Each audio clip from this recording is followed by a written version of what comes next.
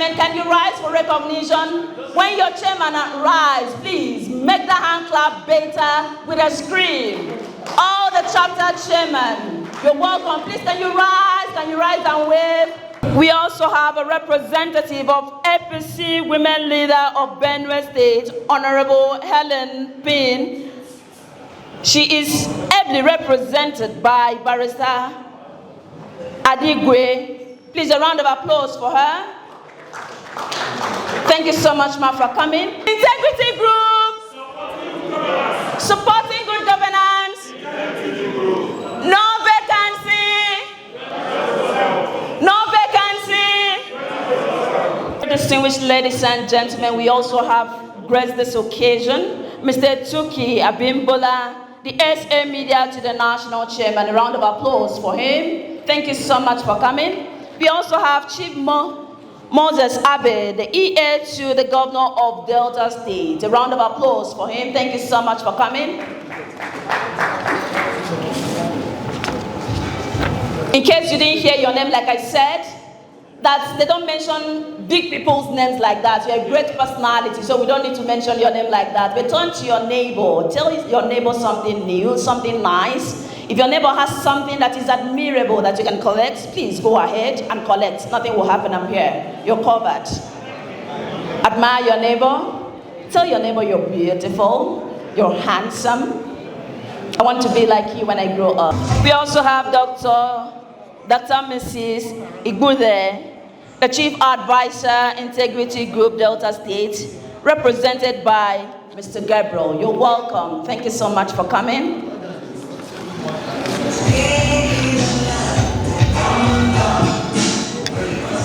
Just to let you know that we are here to strategize for 2027, and we have lots of activities to keep you company in the next few hours. And I want to crave your indulgence to please bring back your mind wherever your mind is at. If your mind is at Borno State, please bring back your mind here. If your mind is at Yobe State, please bring back your mind here. If your body is at Delta State and your spirit is here, please bring back the body and the soul so that two of them can work together to achieve our common goal today. We promise you that at the end of the symposium, we are going go back smiling, rejoicing that we have achieved something which is going to manifest come 2027. So if you are happy to be here, can you clap for yourself? Let me see how you can celebrate yourself. Is that how you're celebrating yourself? Is that the best you can do?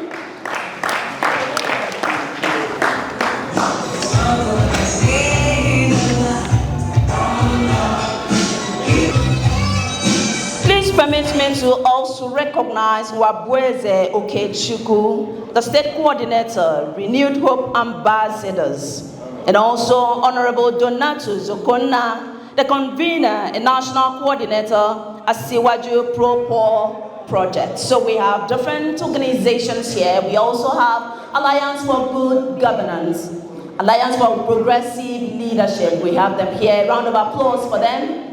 Members of Alliance for Progressive Leadership, are you here? Can you wave wherever you are? You're welcome. The introduction will not be complete if you do not recognize the members of my constituency. That is the media. The person speaking here is from the media.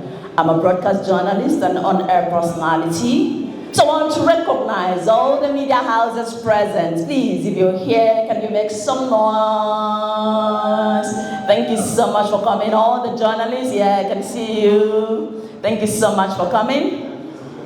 I know that we cannot leave this place without eating, drinking, munching, and swallowing. So all the people in charge of our welfare, you're welcome. Thank you so much for coming. All the people that came together to put this event to what we are seeing today, you are celebrated. We welcome you and we appreciate you. Thank you for all you do. All the sleepless nights, all the running around. Some of you broke your legs, some of you broke your hands, and some of you, nothing happened to you. We all celebrate you. Thank you so much. At the end of the day, we are going to be happy that some persons had sleepless nights to make us happy. God bless you. Well, it's happened to reveal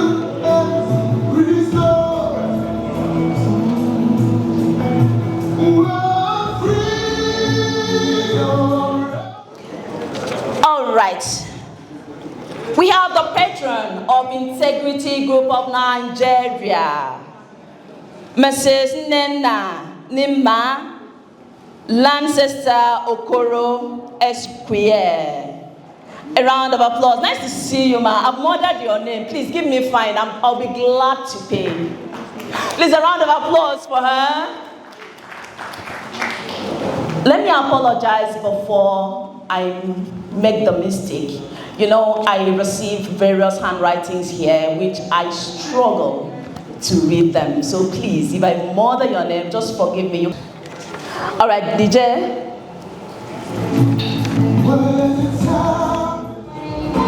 Very distinguished ladies and gentlemen, the arrival of the chief host, Chief Uche Geoffrey Naji, Ebi, represented by Dr. Robert Ngo. A round of applause for him as we welcome to his host. Please, can we all rise? Can we all rise as we welcome him? Please, let's rise.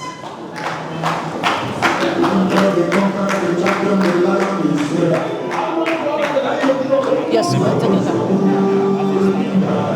We can take it. We can go with the national anthem.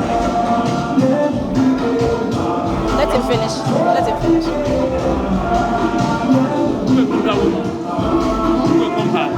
Yes, I have. All right, while we're standing, please, let's take the national anthem. DJ.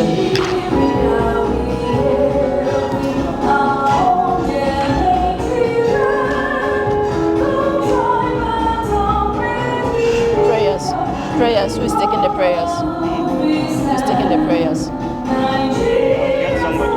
Huh? I'll get somebody. Get someone. Get the second microphone. Get the second microphone to us.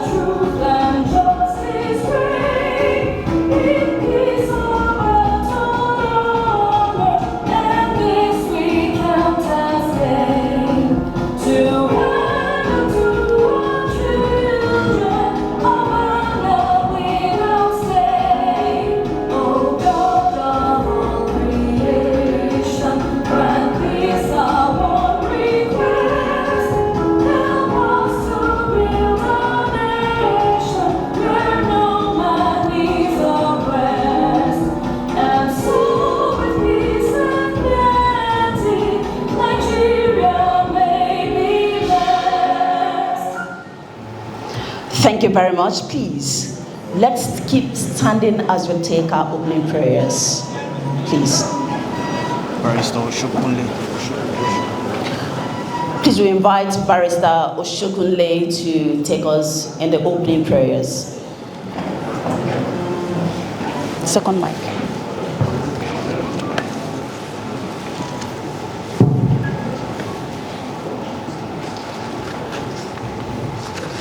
Shall we pray? In Jesus' name.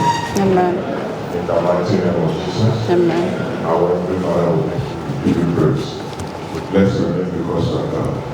We thank you for being with us from our various states to Abuja. Father, accept our thanks in the name of Jesus.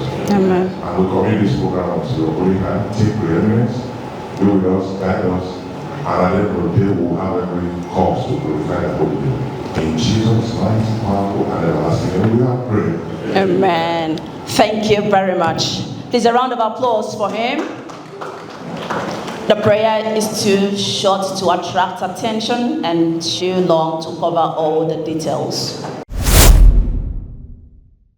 Come and speak now. Let Mr. President hear you.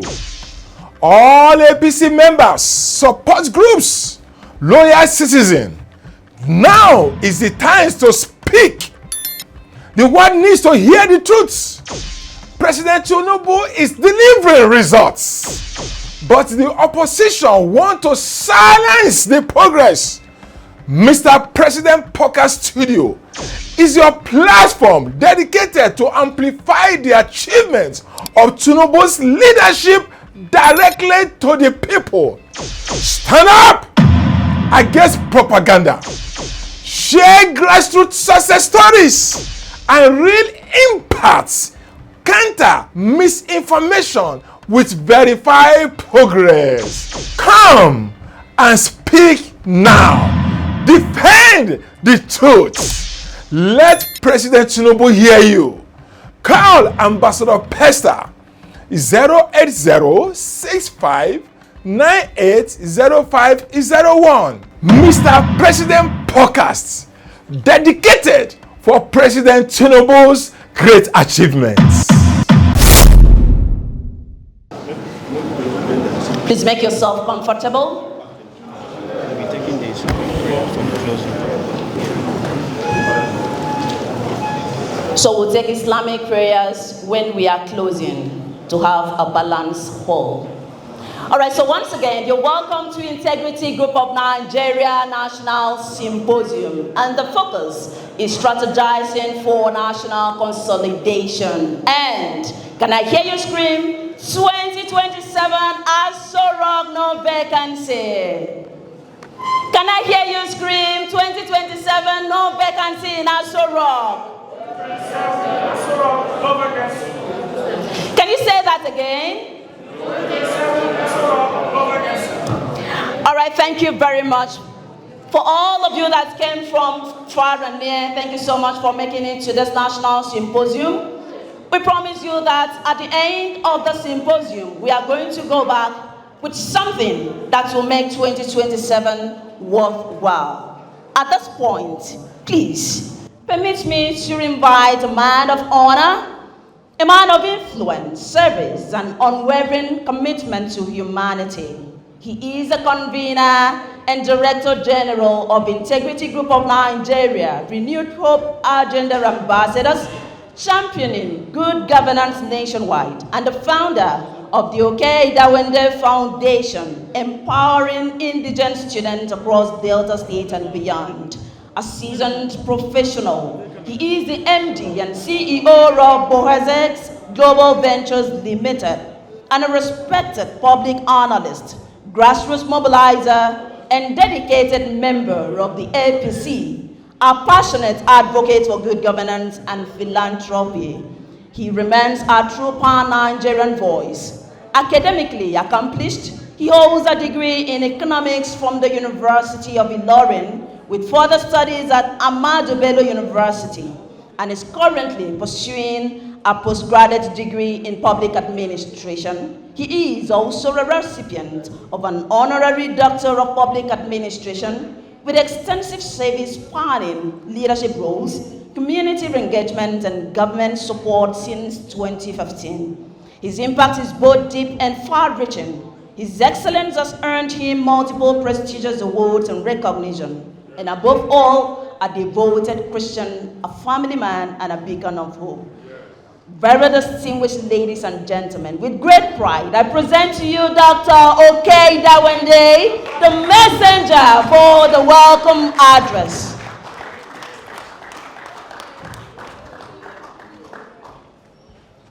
Well done. Thank you. On your mandate we shall stand. On your mandate we shall stand. You give me this one. On your mandate. This one. On your mandate. On your mandate we shall stand. On your mandate. On your mandate we shall This one. stand. On your mandate we shall stand. On your mandate, on your mandate, on your mandate we shall stand. APC, progress. APC, progress. Progress. APC. APC, New Hope Agenda. APC, New Hope Agenda. New Hope Agenda. APC. Those are the big sit down. God bless you. Thank you.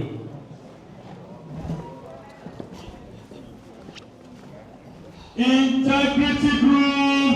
Supporting good governance. Supporting good governance. Integrity Group. Supporting good governance. This afternoon, permits me to quickly recognize some few of us that are here. Everybody is important. But let me observe protocol first and foremost. I want to welcome the chief host of the program,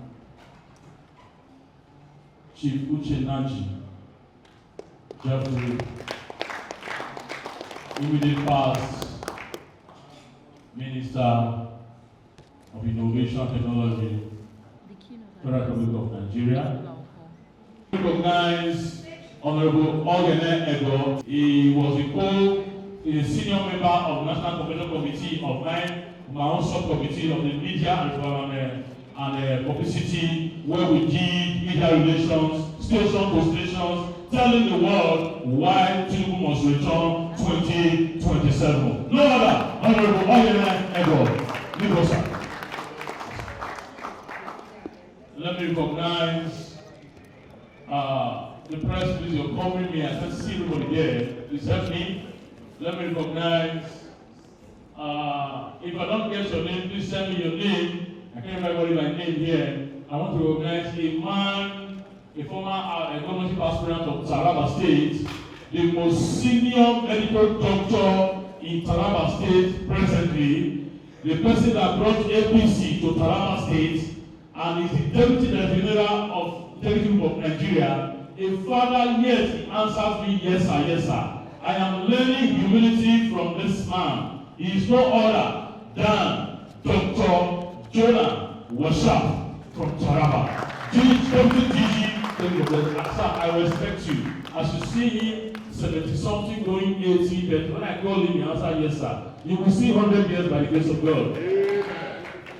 2027, we say Aso Rock, no vacancy. 2027, Aso Rock, no vacancy. 2027, Aso Rock, no vacancy. 2027, Aso Rock, no vacancy.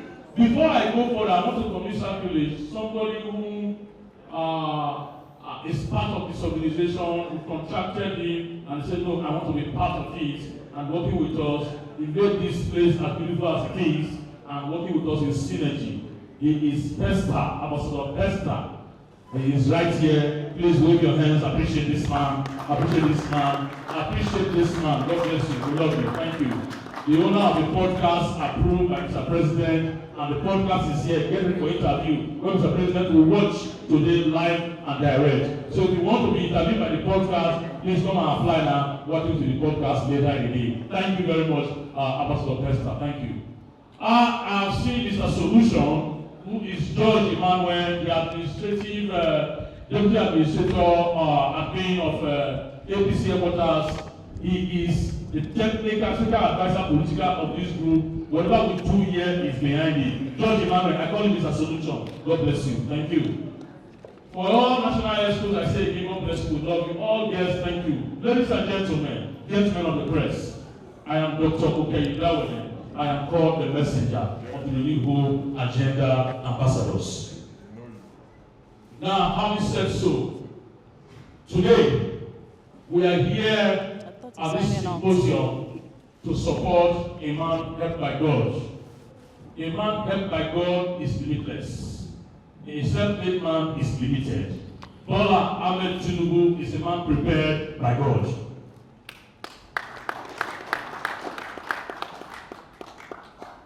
Because he came prepared.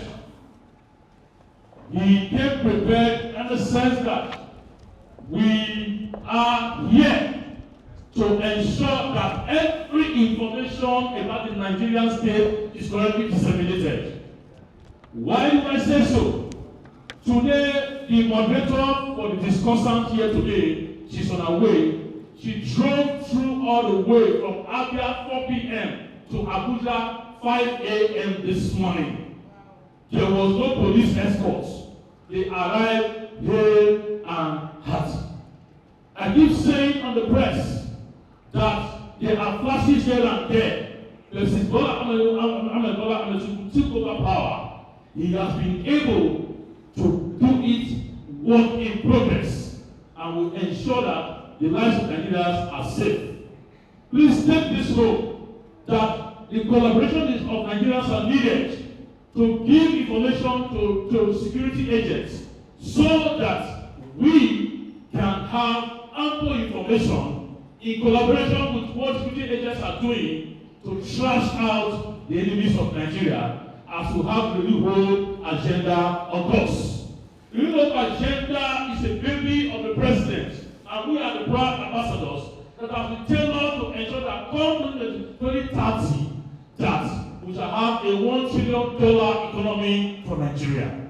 Having said so, also it should be known that the president is ensuring that Nigeria gets better in League of Nations. Now we are here to say that we don't change the winning team. Changing the winning team is an error. That is why the name of this program is Strategizing for National Consolidation. Having said so, I'm not the guest speaker of the day. I'm only doing an intro to what we come up today. The economy is getting better. The people are getting safer. Before I go further, to every life that was lost in the just attack, can we have a minute silence? If you want to rise, please rise. A minute silence, please.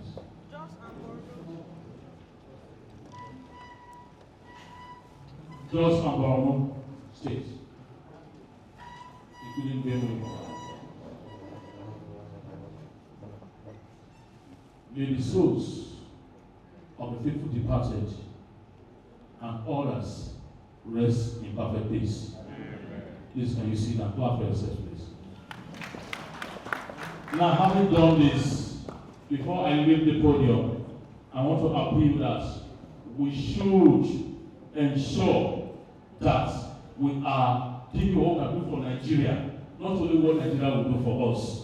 President Bola Ahmed Tinubu means well for Nigeria. Support the new agenda that is on course to make sure that we get better. This symposium, more will be coming as we move on. We will be having Northeast Summit, Northwest Summit, Northeast Summit, South-South Summit, Southeast Summit, and we've done Southwest Summit already. We've done National Summit already before in Abuja. This is the third in the series of our summit. So you that is here, you love Nigeria. You that have traveled wide and far, God bless you. As the event continues, more information will be passed on to you. Permit me at this juncture to take a bow as I welcome the chief host to give us a welcome address. God bless you.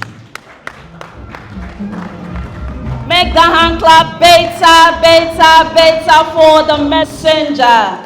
The voice that you listen to and the person that you just watched is called the messenger, the Director General of Integrity Group of Nigeria. Make the hand clap, beta for him.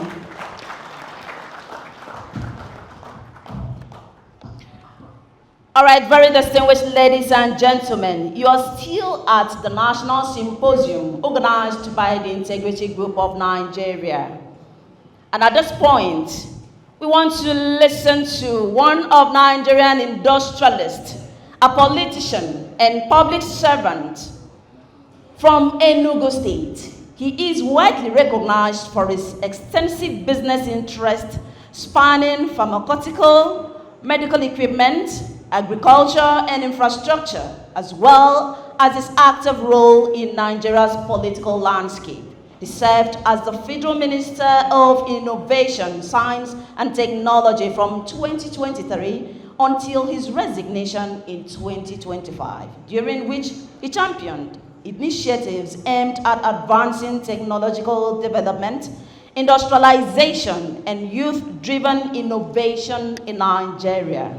A former senator and governorship candidate, Chief Naji is also known for his contributions to pro-democracy efforts, philanthropy, and grassroots political development, earning a reputation as a seasoned entrepreneur, an influential figure in Nigeria's public and private sector. Distinguished ladies and gentlemen, at this point, let's welcome the chief host, Chief Uche Geoffrey Naji, ably represented by Mr. Robert Ngo. Make the hand clap Beta, that is the man, the brain behind the gathering today. To duly observe the protocol and stand on the already established protocol. Just a slight correction. Chief Nnaji was described as a Senate candidate. However, in 1999, he ran for Senate under AD, which was highly unpopular in Enugu or Southeast then. Out of 66 wards, he won 65. He ran against Ken Nnamani, who later became Senate President. He was ready to be sworn in as a senator-elect. However, within that period, there was a conversation that Chief Jim Nwobodo, who may likely be the Senate President, except that he wasn't a senator-elect. So what happened? Chief Nnaji was approached if he could step down for Chief Jim Nwobodo to enable him have the opportunity to run for, to become senator and consequently Senate President, which he did. He resigned and handed over to Chief Jim Nwobodo, who ran and won the election and became a senator from Enugu East Senatorial Zone of Enugu State. And up till date, nobody in Nigeria has done that. A senator-elect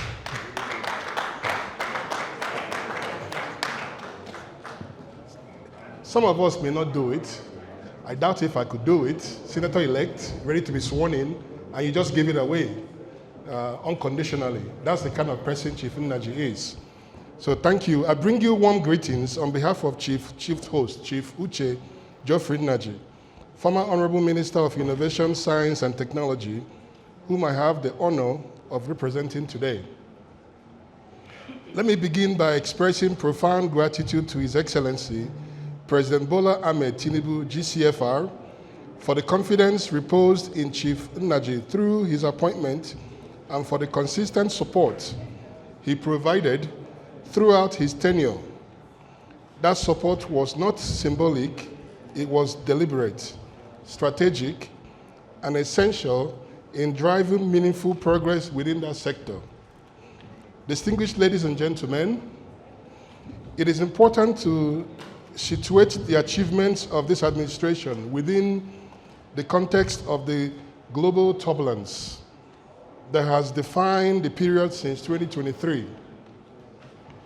The world has faced unprecedented disruptions, from the escalation of conflicts in the Middle East, including the Iran-related crisis that has severely impacted global energy supply chains, to the lingering effects of the global energy crisis, to widespread supply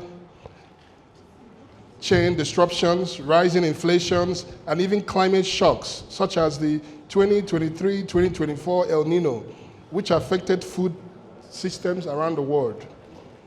These events have driven up costs, strained economies, and slowed progress across nations, not to mention the Ukraine war. Most of the products we use in Nigeria were coming from Ukraine. Talking about flour for bread and other bakeries. These things were affected. Yet, despite headwinds, Nigeria has not stood still. Under President Tinubu's leadership, and with the support extended to Chief Nnaji during his tenure, the country made strategic forward-looking investments in critical sectors. One of the most transformative initiatives is the solarization program, aimed at taking our universities and teaching hospitals off the national grid. This is a bold step towards energy independence, ensuring uninterrupted research, improved healthcare delivery, and long-term institutional sustainability. In the space sector, Nigeria has made significant strides with the advancement towards the launch of multiple satellites. Nigerian Sat-3, Nigerian Sat-4, Nigerian Sat-5, and the first Nigerian SAR satellite, positioning the country for enhanced capabilities in security, environmental monitoring, agriculture, and digital infrastructure. Beyond these, there has been a deliberate focus on youth empowerment, local content development, and technology transfer, laying the foundation for a resilient, knowledge-driven economy. These are not small achievements. They are strategic interventions executed in one of the most challenging global environments in recent history. President Tinubu has demonstrated not just leadership, but courage. The courage to make difficult decisions, the courage to pursue long-term reforms, and the courage to position Nigeria for a more competitive future. As we gather here today to discuss sustaining these movements beyond now, let us recognize that progress is not accidental. It is the product of vision, support, and coordinated effort. On behalf of Chief Uche Geoffrey Naji, I thank you for the continued support and commitment to national development. God bless you all, and may God bless the Federal Republic of Nigeria. Thank you. All right, very, very distinguished guests, ladies and gentlemen. It's really an absolute honor to be standing before you at this symposium put together by the Integrity Group of Nigeria in collaboration with the APC. My name is Zulekha Bello-Gobir, and I'm taking over from my co-host, Blessing.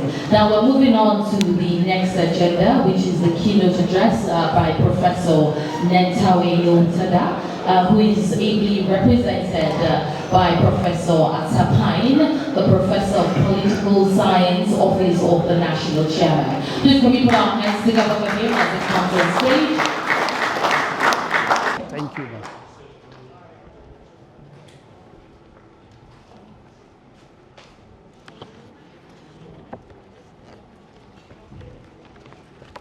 Good morning, everyone. You're all welcome to this occasion. I'm functioning here as a representative of the national chairman, who originally had planned to be here, but for some circumstances beyond his immediate control, couldn't get to be with us. And he has asked me to stand in for him. Let me start by observing all protocols. I don't know the established protocols, but let me observe the protocols and extend my warmest felicitations to the organizers of this event, the Integrity Group, for putting up this kind of an event. Thank you.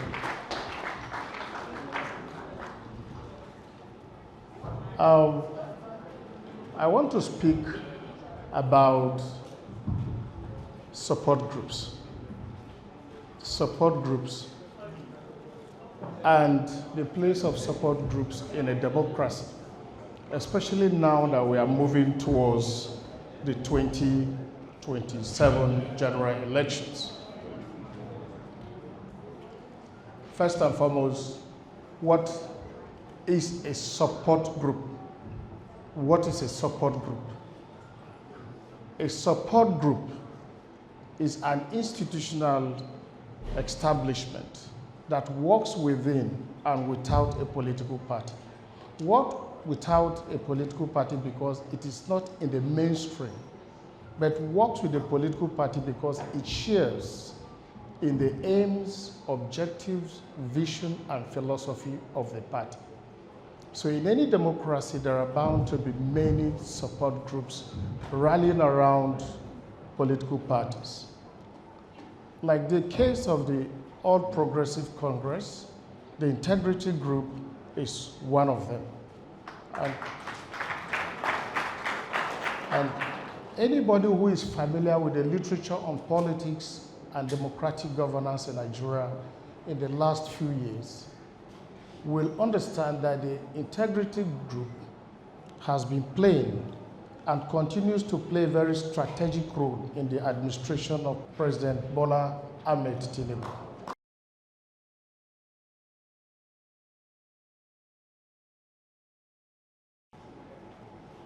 And so I think this support is going to continue, and in the coming years, especially next year, that we are going into an election year, the support, the momentum of the support will be added. Now, let me look at, in any democracy at all, whether Western democracy, whether Eastern democracy, African democracy, so long as there are political parties, a political party is known to perform certain functions in a democratic setup. One of the functions is leadership recruitment.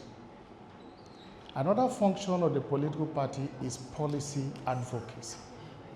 Another function of the political party is voter mobilization. Another function of the political party is political education. There are so many objectives, functions of a political party. Now, if you have a support group existing alongside a political party, the support group, and I want us to pay attention to this because many people don't understand the critical role and place of a support group in democracy and democratic consolidation. A support group is that group that shares in the vision and mission of a political party and is ready and committed to the implementation and execution of its primary functions. Now, since the president came on board, President Bola Ahmed Tinubu, he has floated so many policies across the divide, across all the sectors of the society. And I'm going to mention a few of those policies. In the economic reforms of the president, he has introduced the subsidy removal policy. He has standardized the foreign exchange market. We have tax reforms and customs reforms. There's fiscal discipline. In the area of infrastructure, the president has, let me say, done revolutionary in the area of infrastructure provision. We are aware of the 700-kilometer road from Lagos to Calabar and the other one from Badagry to Sokoto. The president has also floated the energy transition program, the CNG program. It's well and doing fine. And then there's also the Electricity Act that the administration has passed. You also have social investment and welfare programs such as NEL Fund, the ones the students are being given loans to undertake their studies without relying so much on their parents and putting themselves on immense pressures. And then the government has also signed a minimum wage, 70,000 naira. The policies of this government are so much that we can detain ourselves here if we want to read all the policies. Now, as a support group, especially the integrity group, what we look up to the integrity group is how to propagate these policies. Are we the same? Yes, Are we the same? yes. How do we explain to Nigerians? How do we mobilize Nigerians around this project that are so much? Within 4 sectors, I've called over 8 projects. And we are silent or deliberately, certain persons don't want the country to understand that these policies are being floated by the government. One of the duties of a support group is to propagate these kind of policies. And as we move into the election, I see us, especially members of the integrity group, doing this because they have the capacity, manpower, and human resources to do that. And I'm sure you are going to do that. Number 2, we discuss policy advocacy. How do we mobilize voters? voter mobilization is one of the major functions of a political party. And it is expected that the integrity group and many of the support groups supporting this administration, both in terms of its policy, its ideological commitment, and its revolutionary zeal to transform and develop Nigeria, will be in the forefront of mobilizing of voters, mobilizing the citizens, telling them what this administration will likely do foreseeably, especially the next 4 years, if the administration is re-elected. And by the grace of God, I know Nigerians will re-elect the president for the next 4 years. Number 1, or 3 rather, I started in that order. Leadership and recruitment. A political party recruits leaders and gives such leaders a platform to participate in the governance process, in the governance architecture. All of you in this room are potential ministers of the Federal Republic, are potential ambassadors, are potential special advisors, because you have got what it takes to hold such offices. So the duty of a support group, again, is to identify those group of persons that can offer, if called upon, to offer service to the country and the government in power. And I'm sure the array of personalities here from across the country, you have the capacity to do just that. And we're expecting that as the government comes on board next year, there will be so many integrity people in the government. You won't clap for yourself. We are looking forward for you people to be in that government. So I'm enjoining members of this group to work as if we just have barely some few days to the election and do whatever it will take to give us a resounding victory at the next polls, so that Nigerians will continue to share and enjoy the dividends of democracy under the government of President Ahmed Bola Tinubu. Thank you very much.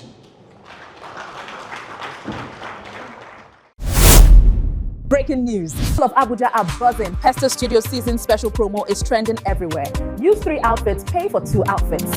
Babe, I hear say Pesther Studio won't do seasonal promo. Omo, I won't miss it. Una don hear. Pesther Studio don't bring season special promo. I no fit miss this Pesther promo. Make I start today, prepare my slave fit. Sharp, sharp. I hear say the Pesther Studio promo don't land. Use 3 outfits, PAY for 2 outfits. Pesther Studio is offering a season special promo. Use 3 outfits, pay for 2. A seasonal promo be this so. It's just like that. From culture to class, Pesther Studio, they capture every style with perfection. 08065 980501. Pesther Studio, we immortalize your memory.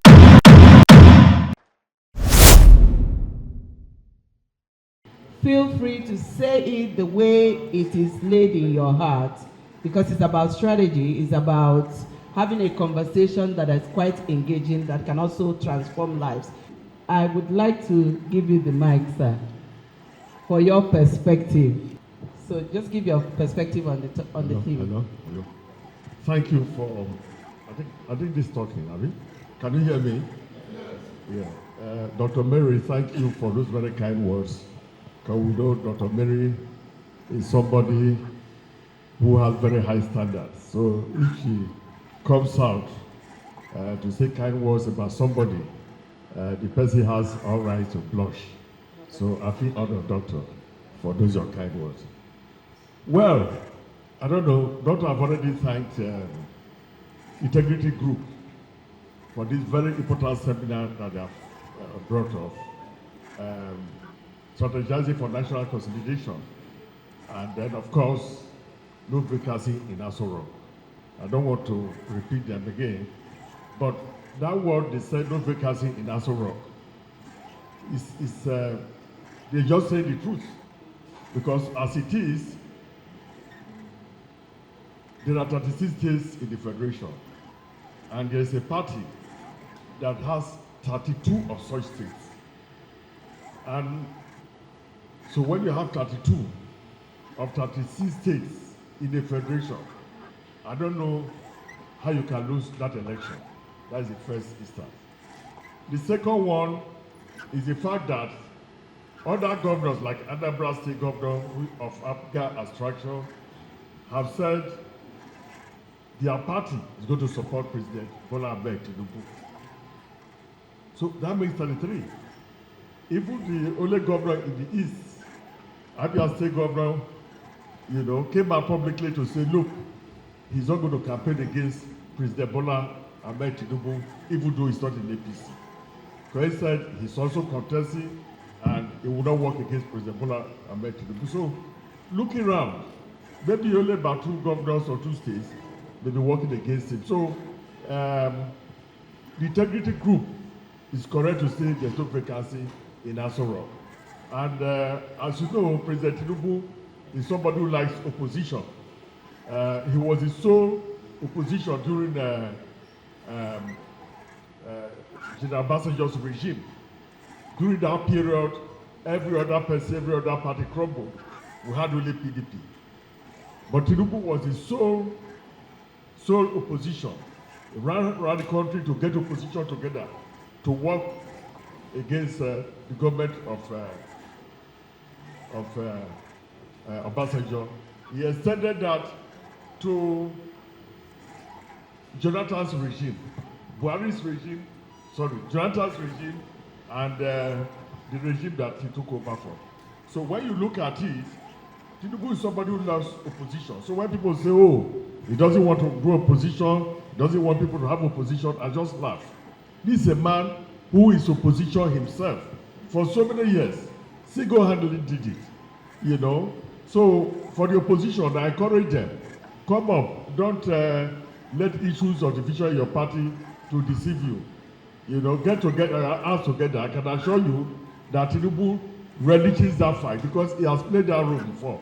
And in any case, there's no way to fight. When you have 32 or even 33 governors or states out of 36, you are right there to victory. So the integrity group have done very well by mentioning that. And of course, if you go to what Mr. President have done, the integrity group have a right to say there's no vacancy. Because the performance is enormous. If I have enough time, there are over 12 areas that are put down here. Where do you want to start from? Is it from infrastructure? The infrastructure area is enormous. The Badagry-Sokoto Road, which somebody here said covers about 180 local governments. When you open up 180 local government with expressway that have never had a road before, that is an enormous amount of goodwill and votes. Then you talk about the coastal road. Is here at the time Obi said, oh, the coastal road is a waste of money. He's my friend, but I was one of those who challenged him when I went to China. So I said, how can you say the only road going to the 9 oil producing area, the only time somebody have remembered them, a project is going there, and you are saying that it's a waste of money? What of the project that the railway line that went from Nigeria to Niger? You did criticize that. You are using Nigeria's own money. A lot of areas in Nigeria have not had railway. The only one you are doing for coastal area, you are complaining. So the projects, they just completed the Onitsha Enugu road with dual carriageway with light and everything. The bridge from Asaba to coming to Onitsha is almost completed. So a host of projects all over the country, they have been awarded. They are in various stages of completion. So if somebody comes out to say that such a man, then okay, but youths. Thank you. I just need you to hold your thoughts a bit so that we can take the overview from others. I'm going to go right now to my sister, Aduku Nenaya Lancaster Okoro. I think we just do direct primaries now. So let me ask, when we talk about national consolidation, What does that truly mean in practical political terms, especially as we look forward to 2027? So that you just take the questions as strategic as it possibly applies to you. You've actually asked something that has been in my mind, i.e. national consolidation and what it means to me. Firstly, I have to thank the DG for putting this together. We've always needed something, this kind of group in Nigeria. And like's been said before, I came in from England yesterday because of this event. I think we should clap to that. And the practical things we're seeing about national consolidation, the immediate one is seeing us all here today from all groups, from all corners of Nigeria. I have come to say I appreciate what is being done by a Delta man. And I didn't even know you were going to be here, Mary. National consolidation is the president or the government doing one for all. As you do for the East, you do for the West, you do for the North, you do for every other person, majority and so-called minority. Now, national consolidation, as I perceive it, is us being brought together for good governance, government for the people, and for the people, and everything to go upward. i.e., when it comes to security, we should be able to say there's security in every part of Nigeria. We should be able to bring everyone together to enjoy what the country has to offer. Nobody should be, or no section, no tribe, no religion should be over and above the other. We bring together, we consolidate what we have, we empower the people who are striving to grow and empower the people who are working hard to even grow further or better than they are. Sir, what does this word consolidation, I'm going to give it to you as well because people have different perspectives on one single issue. So the same question that was thrown to her earlier, I need you to also give your perspective of it. What that consolidation, national consolidation means to you in practical democratic terms. Thank you, Mary. And I also want to thank the convener of this symposium. That's my brother, okay, Danwini. All my life I've been a technocrat, so I'll speak from the perspective of the technocrat. One of the things that makes a vehicle to move is the oil that is in it, that oil it. And the human body, for example, needs blood. The blood that flows in us is what makes us to be alive. So for every government, you need the resources to be able to finance the various projects or programs that you have outlined to do for the common man or for everybody to enjoy. And here I'm speaking to the fiscal and tax reform that President Bola Ahmed Tinubu have boldly taken steps to put in place. When you talk of national consolidation, before now we have disjointed taxes, so many levies that people were not even aware of, but all these have been consolidated into one and makes it a bit simple, below 9 items, below 10 taxes, and they are well explained. There was also the issue of the common wealth that come from VAT, our consumption.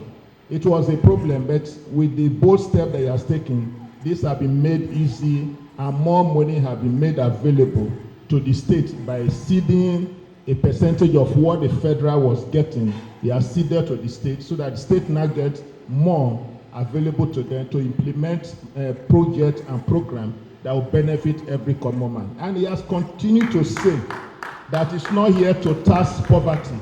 It's not here to tax the poor man. And so even businesses, he has given them a leverage to be able to start and consolidate and grow to the level that they can generate to the commonwealth that will produce the resources that we all need.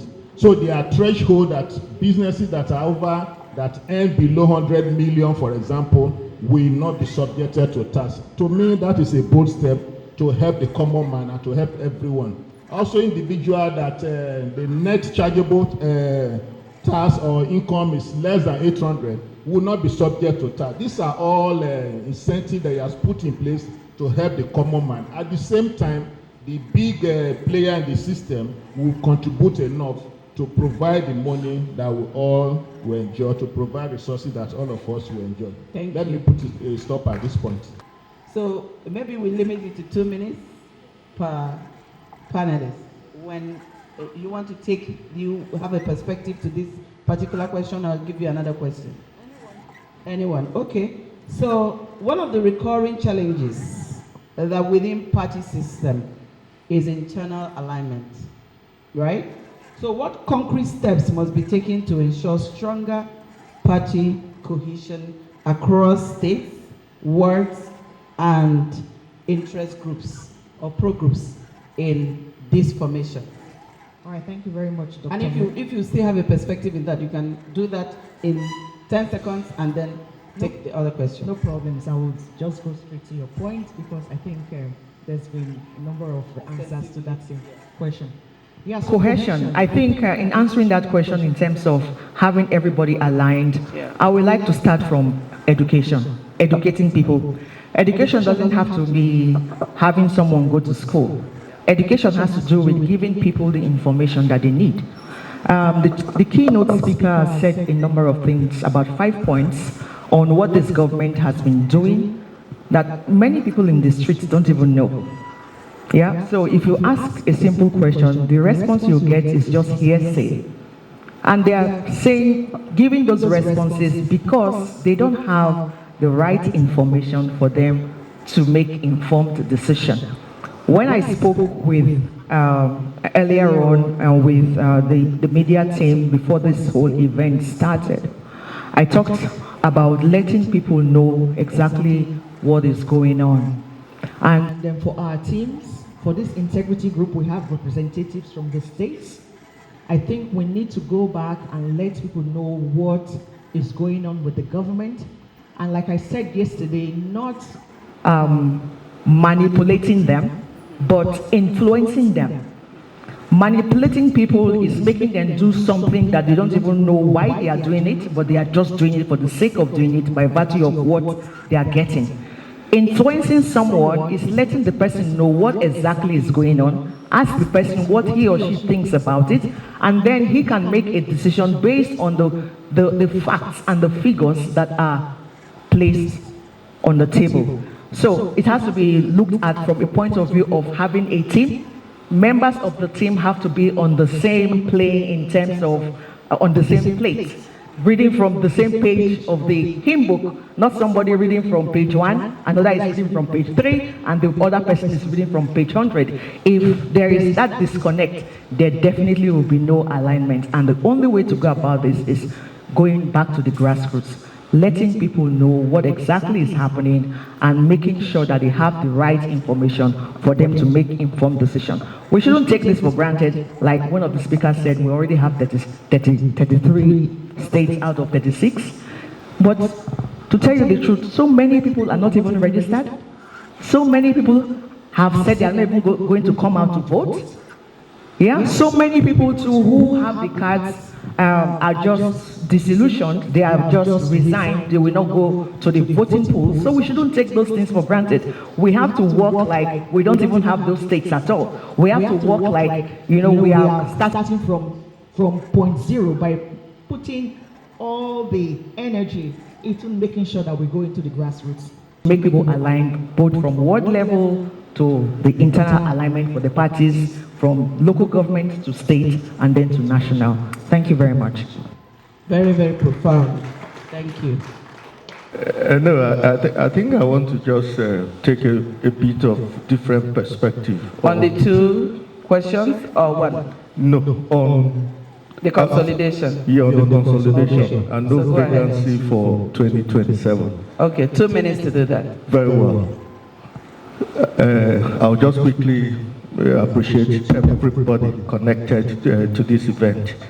I know that time is very important, and for all of us to be here, it means that we are sacrificing something else, and it means that this event is deeply important to us. For that, we should be grateful, and thank you for that. I want to talk a bit of my background. Privately, my years in public service. But let me just start with public service. I think I've represented a class where we say we speak truth to power. Then there's also that connection, because in public service we're serving the public. It means that we're connected to the common man. Now, why am I saying this?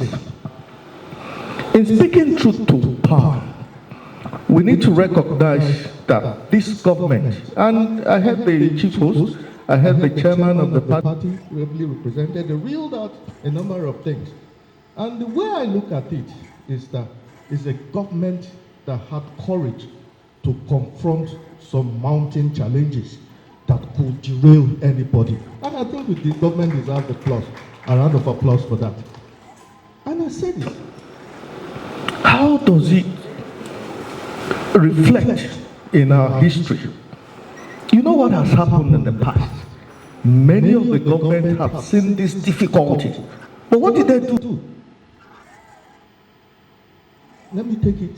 Culture of postponement, danced around the issue without addressing it. But this president came from the one, headlong. He said, I will confront it at great political risk. And challenge. And that's what we're facing now.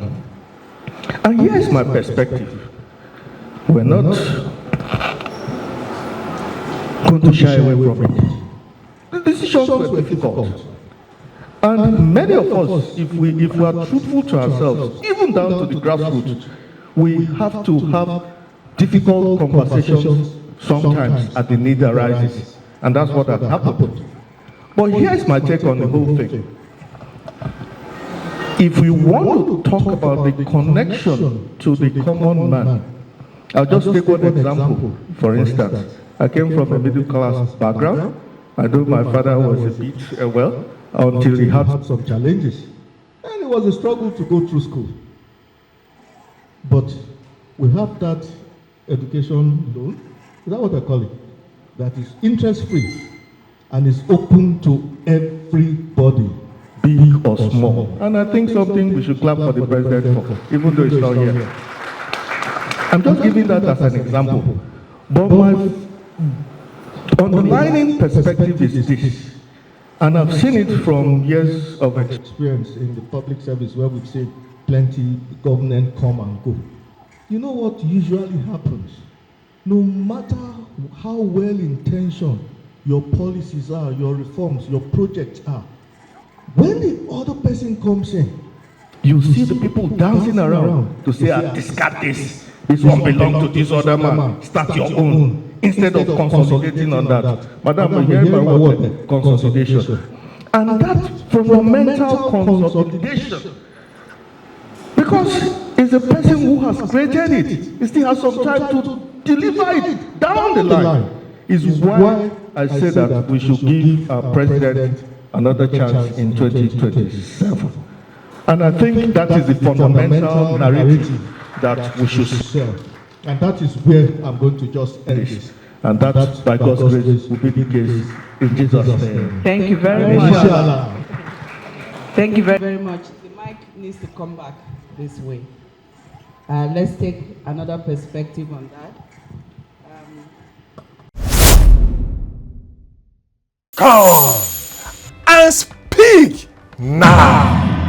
Let Mr. President hear you. All APC members, support groups, loyal citizens, now is the time to speak. The world needs to hear the truth.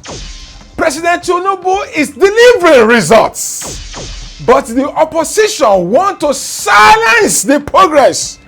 Mr. President Podcast Studio is your platform dedicated to amplify the achievements of Tinubu's leadership directly to the people. Stand up against propaganda. Share grassroots success stories and real impacts. Counter misinformation with verified progress. Come and speak now. Defend the truth. Let President Tinubu hear you. Call Ambassador Pesther 08065980501. Mr. President Podcast, dedicated for President Tinubu's great achievements. So, Dr. Sadiq Hassan, Doc is an economics, security, and governance expert. He's also coming from the TSG group. We all know TSG. In case you're not one of us, TSG is Tinubu Support Group. See how I'm smiling? So he's from that flank of our pro groups. Doc, your perspective on, elections are ultimately won at grassroots. And I like what Sir Reginald said earlier about the president taking the bull by the horn. That's pretty much what he did. Even at the cost of the next election for him. And that comes from a place of perhaps having the country, putting the country first, and making sure that that surgery that needs to happen must take place. I mean, without caring what it could cost him. But it now left to us, as members of this great party, to ensure that it comes back. And it's something we must do for the sake of Nigeria and nothing else. So, back to you, Dr. Sadiq, is that elections are ultimately at the grassroots, not on social media, not on Twitter, not on Facebook, not on YouTube. There are no ballot boxes, no ballot papers in those spaces. How do we move from a high-level strategy to real grassroots mobilization that delivers results at the polling unit level? I ask you this because you are part of the TSG and you pull out grassroots mobilization is the stuff you guys are made of. So walk us through how we can move from this point where we are strategizing to real grassroots mobilization for results. Thank you very much. First of all, before I go to the question, I will use this opportunity to congratulate the Integrity Group of Nigeria for having put in this together. You are one of among over 4,000 support groups who have registered in our database, who have now scored a high scorecard based on your consolidations. And I would like to take permission to stand up because politics is at the local, which I define that politics is from top to bottom. You have to be down to up. But in governance, you must come down to give the people the governance required.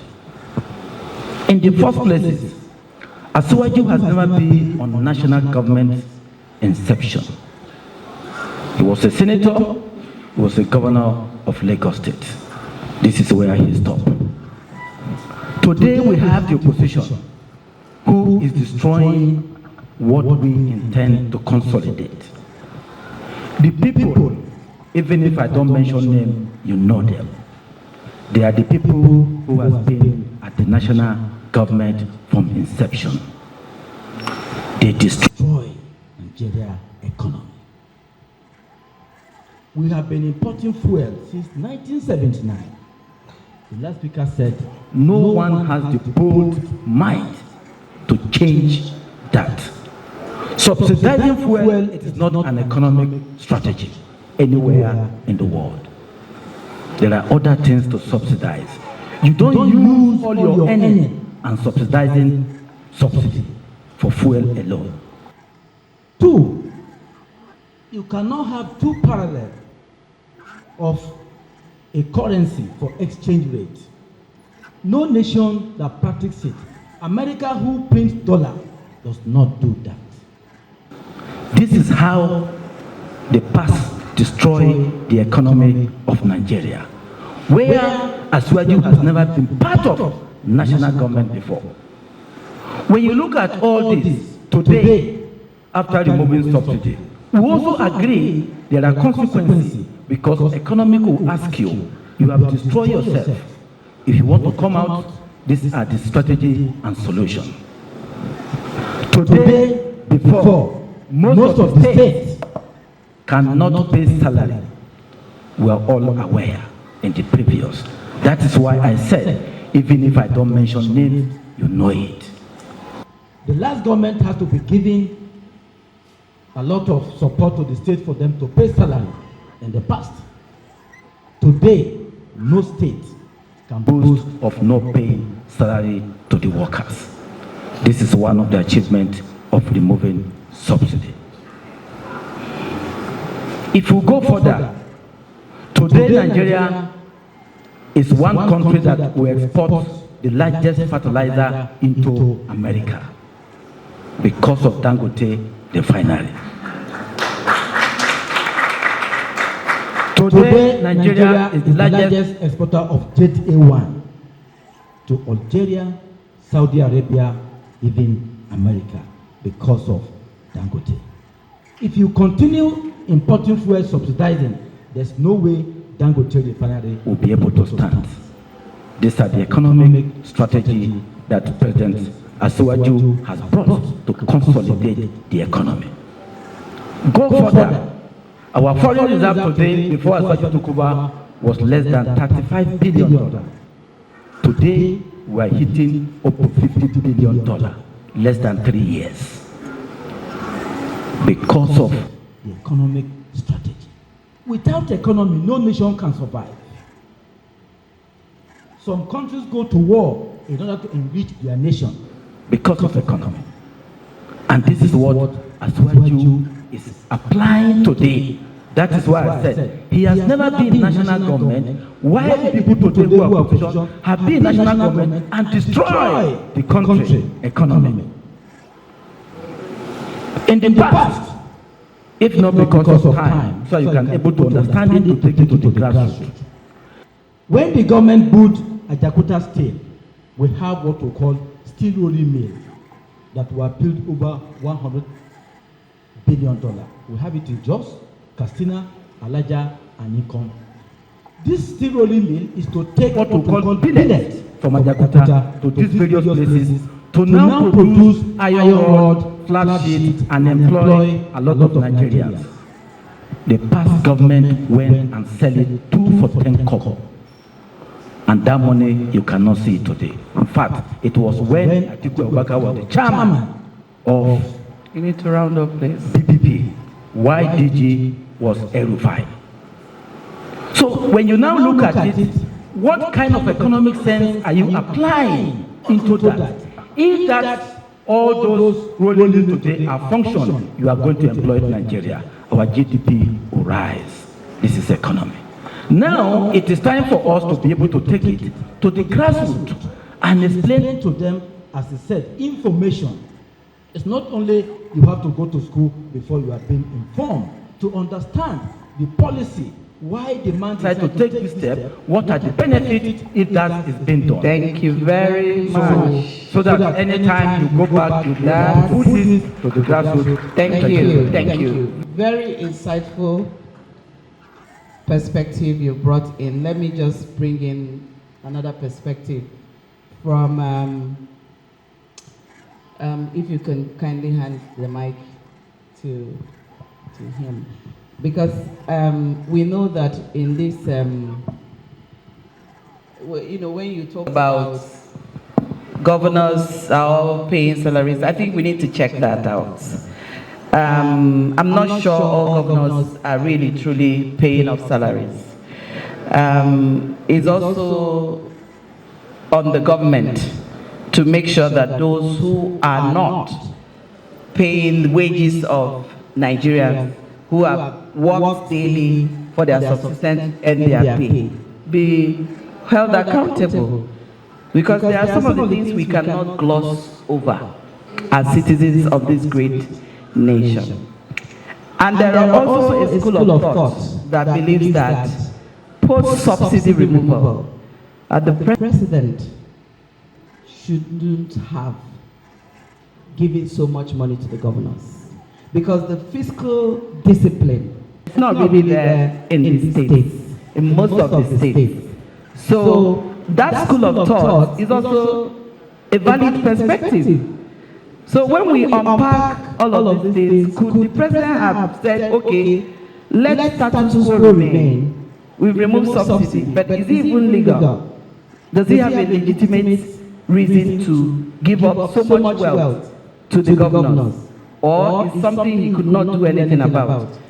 Other school of thought is that he could have actually kept them, retain what was there before, and then scale them gradually. Because it seems somebody who has been receiving 2 billion suddenly starts receiving 20 billion.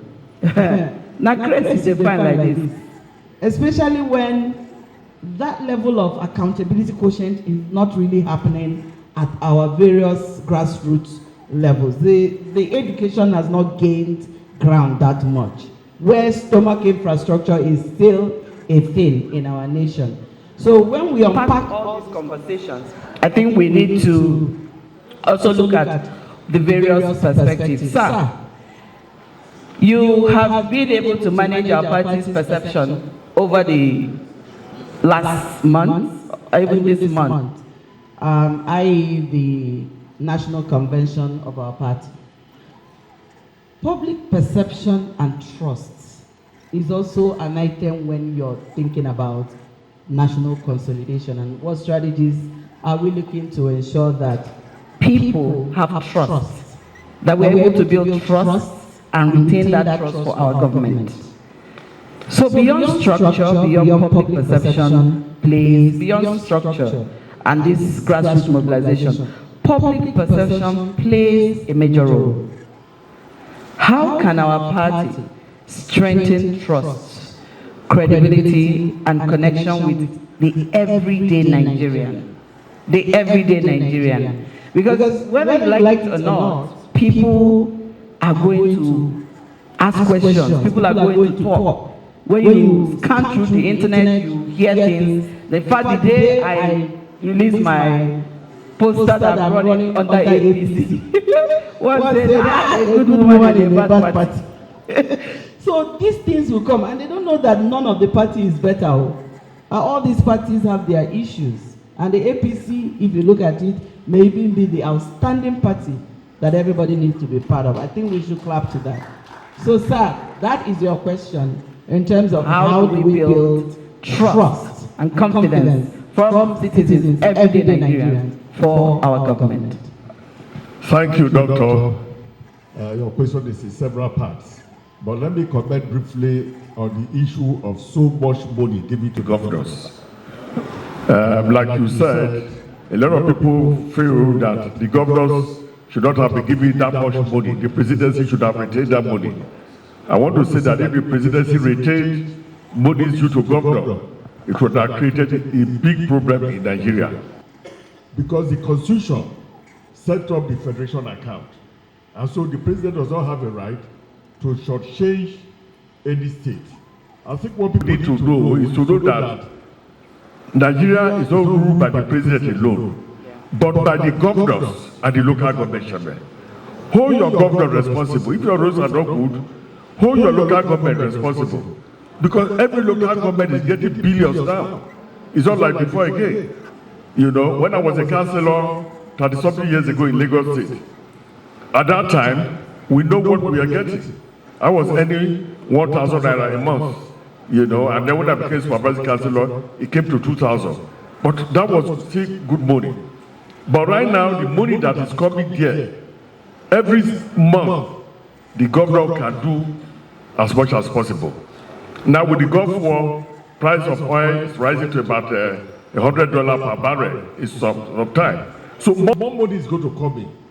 And because the Constitution says the money should be shared, federation account to the federal, state, and local government level, the president has no option that to do that. But there should be more accountability from the states and the local government. So we need to educate our people. Hold your state responsible. Hold your local government responsible. Instead of just saying, oh, this is bad because of the president. Now, again, we need to talk to our grassroots people. You have 60 seconds. For instance, look at food. There was a time the price of tomatoes came to 18 naira per basket. That basket is 5,000. Pepper, 4,500. Onion, the same thing. Why do I know?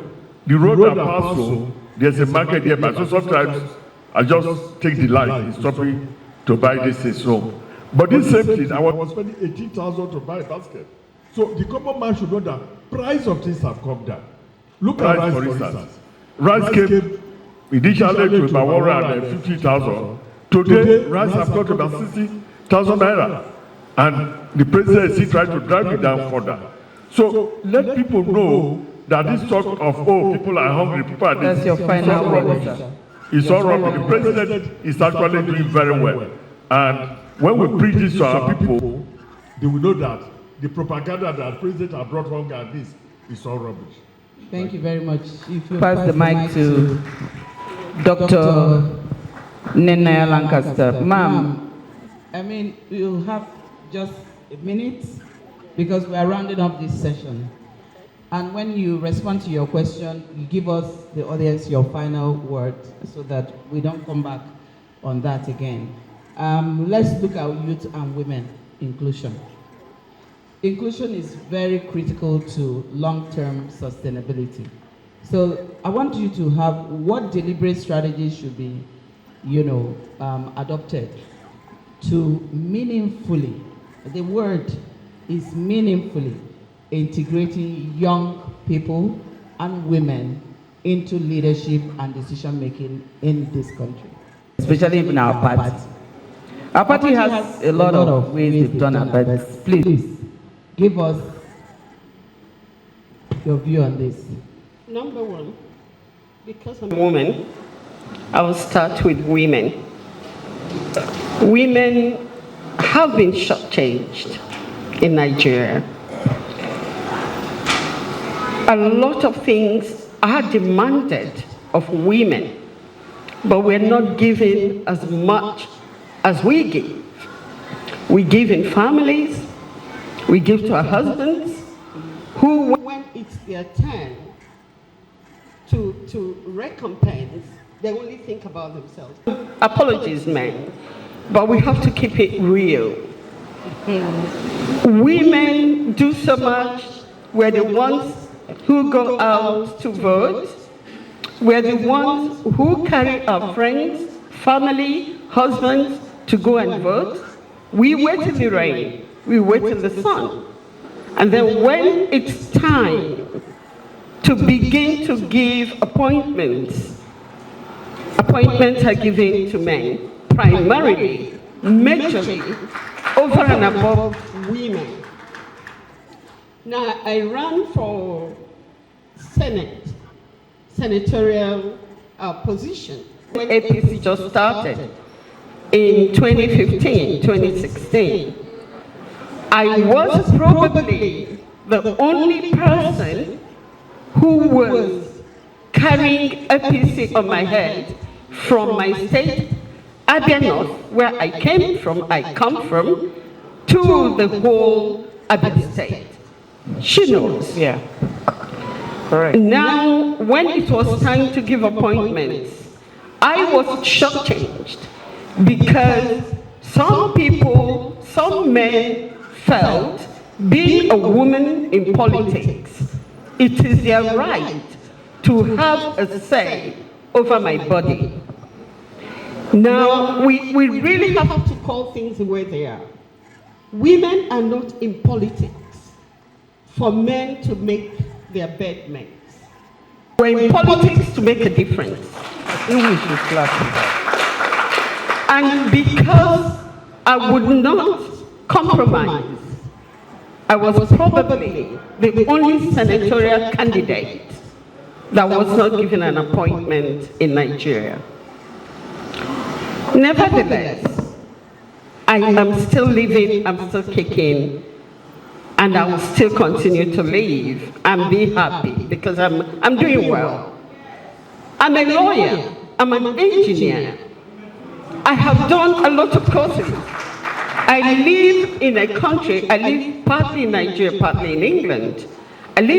When I get to England and I see what is happening, it makes me weep regarding our country, Nigeria, albeit our continent. But Nigeria, other African countries are looking up to us to get it right. If you don't give women their just desert, we're getting it wrong. And the country will never develop the way it should. If we don't give the youth their position where they should be in a country as big as Nigeria, the youth are sometimes being overreached. We don't look at them. We think they're not intelligent, but I tell you the truth. Youth are intelligent. Probably more intelligent than the older ones now because they have facilities. They have the internet. They're globally aware. And so, what I would say about our government is bring the youth in, bring the women in. Winning the 2027 elections is easy ride. Thank you. And sorry, just 30 seconds. It's all about education. When we don't educate our people, there's no wizards. We can sit here and speak all the English we know how to. If we don't get to the grassroots and talk to them. House by house. Somebody said to me, you do window by window. When I campaign, I do window by window. I knock on your window, not just your door. Knock on your window and tell you to come out. We have to get to do that. And we also must cultivate their trust by telling them that most of what is happening in the states, those things are from the federal government, from President Tinubu. You know, he doesn't care. He's not tribalistic. He's not sentimental. He just goes around doing what he thinks should be done. Thank you very much. Thank you very much. She just put it quite succinctly, but I think one of the things that APC does is that most party that you see a governorship candidate is a man. The party that is likely to have a woman as deputy is the All Progressives Congress. And I think that's one area that APC tries to mainstream women. And I think the hearing from my sister will probably be looking at how we can better also mainstream the youth population and making the youth be also ungendered. Because sometimes we think that when we talk about youth, is just men, the young men. Youths are both women and men that are young within that age bracket. So we're looking to see when the national youth leader of the party is a man or a woman and the deputy, vice versa. So these are some of the ways we need to be able to strategize, and so that it's not even a competition. It's about partnership that works. It's about development of our nation, because no country develops when you clap with one hand, when you walk with one leg. You have two legs, two hands. Why are you walking with one? So women and youth make up the higher percentage of our population. So why not, if not? So as we are rounding up, let me take your own last word. Sir, you have the mic in your hand as we look ahead. What should be the top three strategies? Strategic priorities between now and 2027 to ensure success. It's the reason we need to also embark on specifics about what can we do differently in 2027, because the mods are gathering and our party is not coming like the underdog. We are working as if we are not even in power. And that is where I want you to take your final note from and give us your clean strategy on what we should do. Okay, for me, the part of the strategy is what this integrity group have just started now. And now we are converging here to first educate ourselves, and then from here we take it down to the grassroots. I will want the integrity group to work closely with the professor who just gave us the speech of the chairman of the party. I mean, pass those policies that you spoke about down to the convener of the DG of the integrity group, so that it can disseminate this to every look and all the members all over the country. Then they take it down to the grassroots. Talking about trust and this is lack of communication, adequate communication. People are left in the dark, so they now imagine what it should be or what is not. But if they are well informed, they'll be aware that yes, this government is doing very well. Talking about youth, the Bola Ahmed Tinubu have brought in so many young people on board, either as a minister. I know our head of agencies, there are women, young women who are heading agency. I think FAN and others, they are there. NIMSI, they are all there. These are all young people. We need to bring this information down to the grassroots. People will be aware that it's all inclusive government that this APC is running. So that's one strategy that they can adopt. And just as you suggested, they could make it as a policy to see that the deputy of these people, if we can't make them the head, let there be a woman by the side of the leader of whether party or government or whatever, so that beside every successful man, there's a woman by the side. I like that. I like how he ended that may not be in that contest. The contest is contestable. But that's a very wonderful, profound submission. I must thank you for that. So let's go to you, madam, your final thoughts, so we can. Thank you very much. I'm very happy with what all the speakers have been talking about, that I mentioned education in any way and every way. People need to know what's going on. So I'm not going to talk much about that. I will just say 4 points that we stand for as Integrity Group to make sure that we re-emphasize and really run with. One is transparency, the other is integrity, which is the main name of the Integrity Group, and then the last is accountability, holding our leaders in our states, in our local governments accountable, asking them, now we know they have more money, they have more access. Ask them what they are doing with that money. We want to see more. Yeah, so that's what I mean by accountability. So if we can emphasize transparency, integrity, education, and accountability, I think we'll go a long way in 2027 in achieving our goals. Thank you. Fantastic. I like the way you kept it to the time. Thank you very much. I think she deserves a round of applause too. So as we round off, your final thoughts in 1 minute.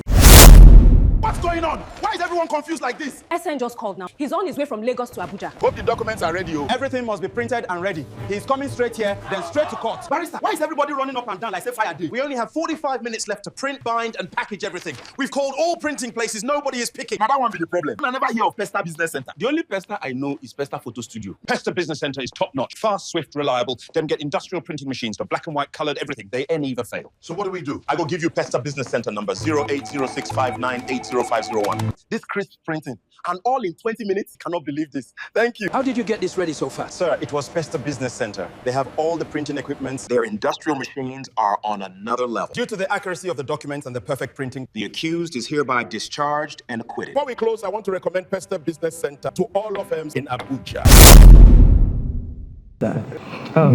I think what we need to readdress our minds to is how to connect all of us, from the president down to the lowest in the hierarchy of the administration and the party structure, to the common man on the street.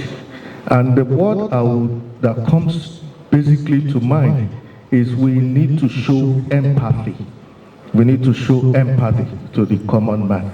And in showing empathy, we have to communicate the impact of all that has been done in a very understandable and transparent manner.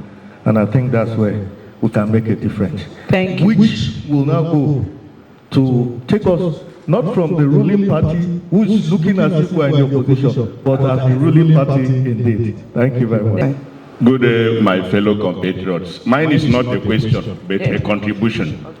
The team is strategizing for national consolidation. First of all, I am High Chief Chibona Ubawike. I am the national chairman of all registered APC North-South Progressives, RNSP, and I am a member of Tinubu Support Group. How do we consolidate if we do not win the election? To consolidate means to build on or improve on what has been there. Our president has done so much. But the problem we are having is that his information managers are not disseminating the information properly to get to the grassroots. They are not. We have overly qualified people to do the job. I am a master's degree holder in government and public administration. And also I have a degree in political science. There are a lot of us that are overly qualified to do the job to disseminate information. We fought a battle in 2023. Those of us that took the bullets in the field are relegated. Our party's reward system is poor, non-existent. If you see us convert here, it is cosmetic.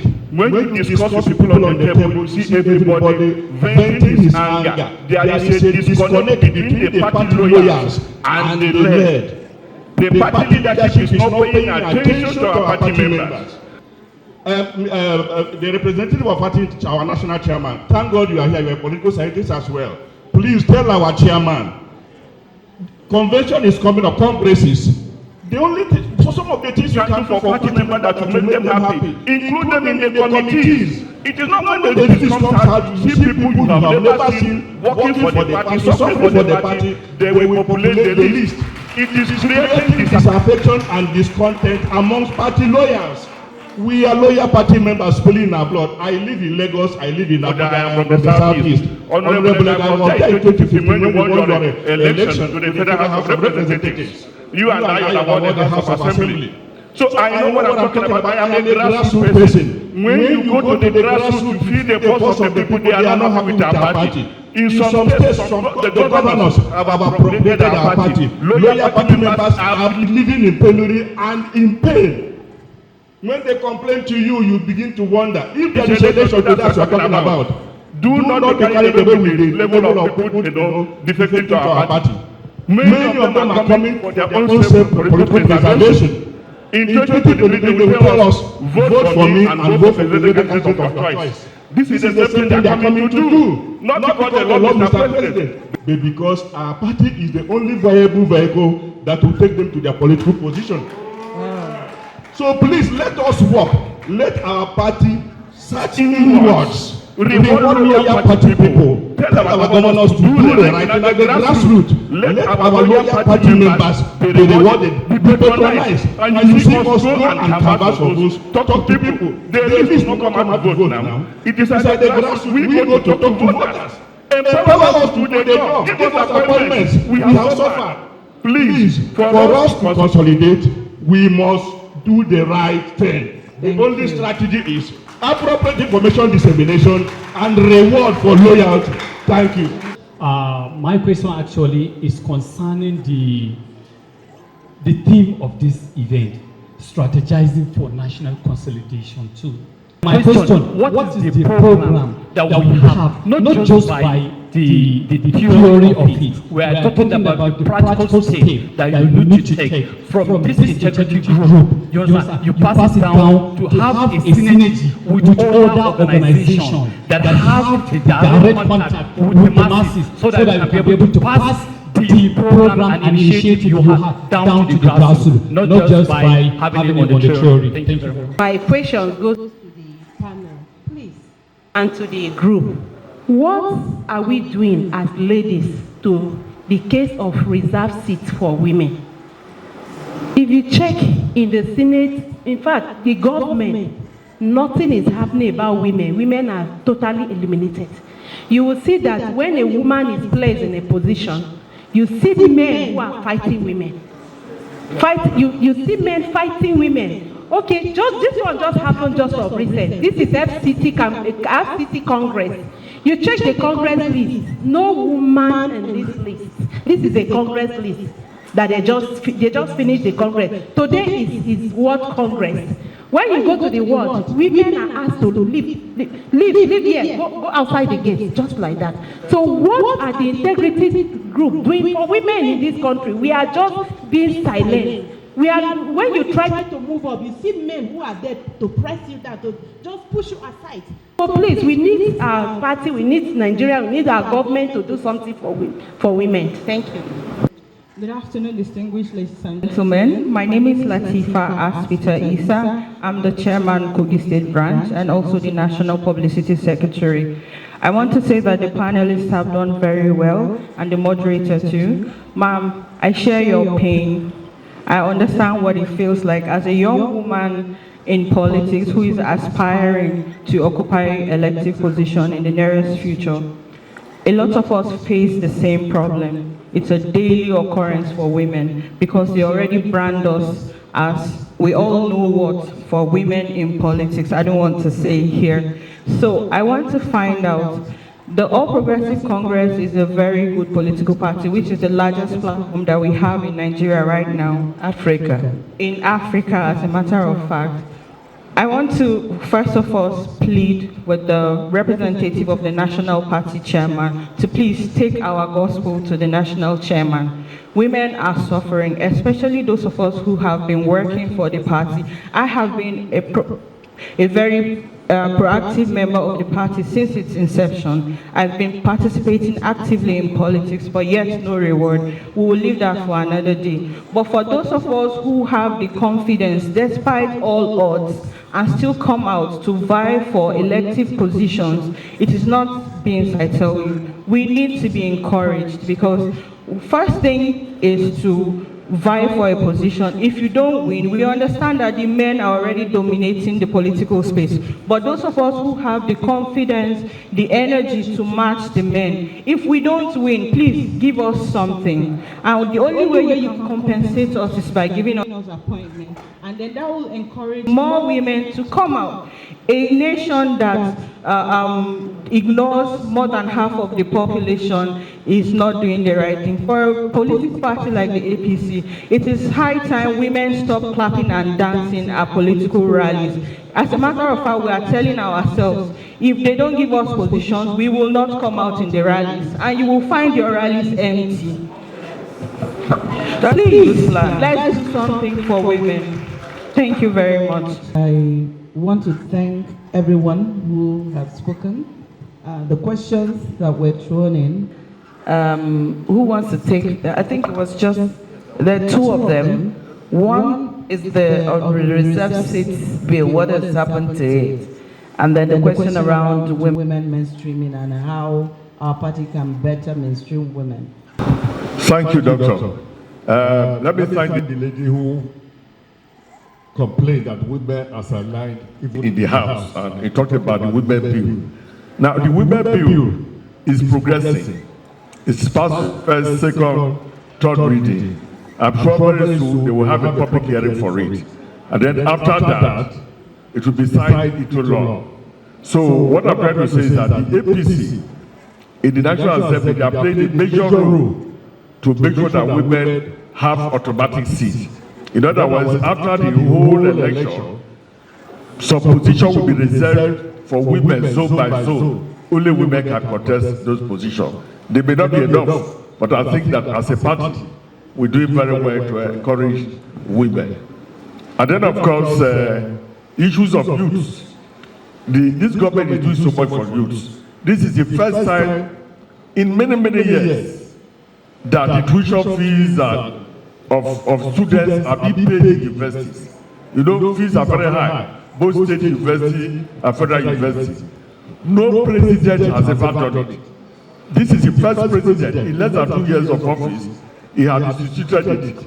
If any student says he cannot pay tuition fee, unless he's lazy, he did go to the app to apply. Once you apply, automatically it goes, and then you will not pay anything. So that's something that Mr. President is doing for our youth, and we need to pass this information.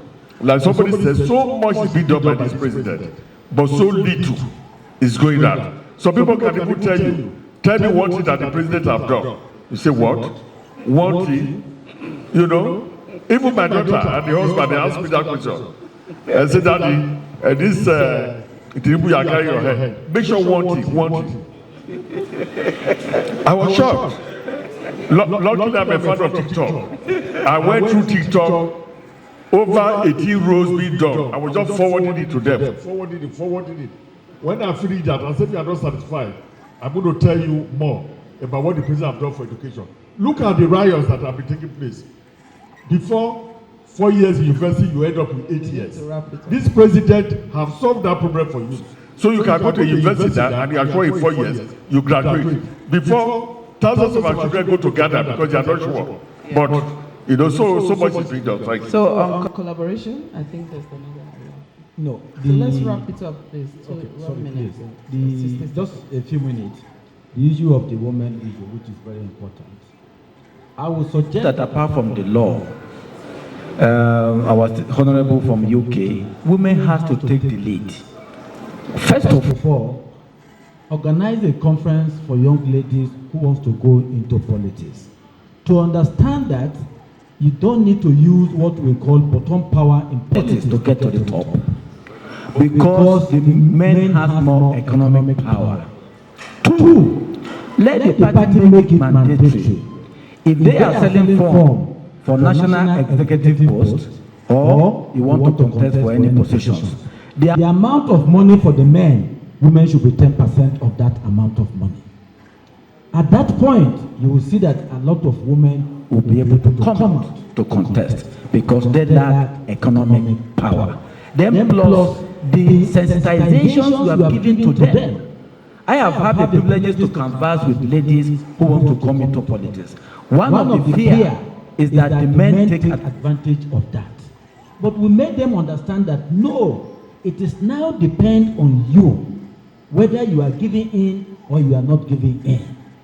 But once you are able to hold the party ransom at the top of purchasing, then women can now be able to come out. So it has to start from the women who Thank you very much. Thank you very much. Thank you very much. I think we've done extensively address these issues. And in terms of collaboration, I think even in the course of the discussion, that has also been laid bare. But let me say that as we wrap up, it becomes very clear that consolidation now that we're talking about, it's become very clear that national consolidation is not just a symposium slogan. There is much more to that. It's rather more of a process that requires intentional leadership, coordinated structure, and collective responsibility. Whether we have been having conversation around reward system of the party, to its die-hard members that have worked towards the success, it's also part of a way to consolidate. That's one of the things that have come out of this conversation. And also, another area is when it becomes a coordinated structure, is how you are structuring and mainstreaming the women and the youths that are in the party, that have also played key roles in making sure that they are mainstreamed and appointed into positions, or adopting the twinning system. Man, governor, woman, deputy. And in fact, if the party does that, it's even a winning strategy against your opposition, because your opposition is more likely to field two men. APC has been one party that does this twinning system, and I will continue to say that. Even when we go for delegate elections, they always, I'm thinking the chairman representative, isn't that in the constitution of the party? Delegates are each local government 3 delegates. And out of those 3 delegates, one must, not shall, must be a woman. We know that some local government may flout that, but it's also the duty of the women to make sure that their part or their stake is not taken by somebody else. You have system processes of challenging that once it's a constitutional matter. So we need to look at that. Then the issue of reserve seats, madam. Reserve seat bill has actually, we're one of the organizations that emerged women that pushed for memos that resulted in the bills. It passed first reading, second reading, third reading. However, right now when it got to the Senate reneged on the number. They are going for 6 women across 6 geopolitical zones. And what that tells you is that it's become dead on arrival. How is a woman going to represent a zone, a region, when the reserve seat bill is only asking for 1 woman per state as additional senatorial seats to be contested by only women in each state, which would have given us 36 senators into the Senate by 2027. But that, at some point in that National Assembly, the House of Representatives is still maintaining 36 new House members and FCT, making it 37. But the Senate has gone back to say only 6 senators will come. How would those 6 senators emerge? Will they campaign across geopolitical zones? So what that means is that the Senate has just told you that they are not interested in this. And when it comes to final hearing, the bills must tie, the numbers must tie. What is in the upper house and the lower house must be the same number.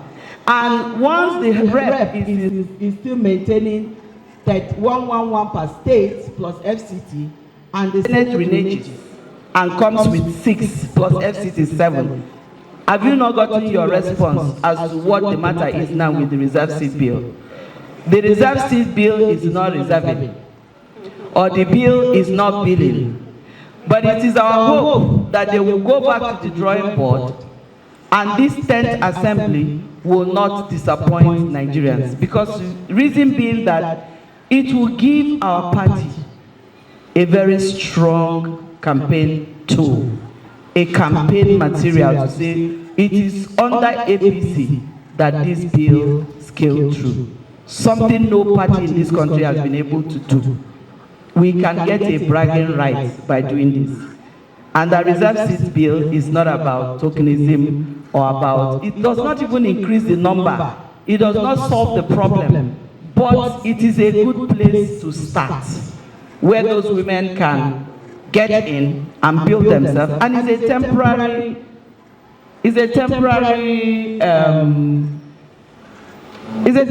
thing. It's just going to run for only 4 election years, 16 years, I think. After that, they believe that you would have been equipped to run your own race on your own terms without it being reserved for you.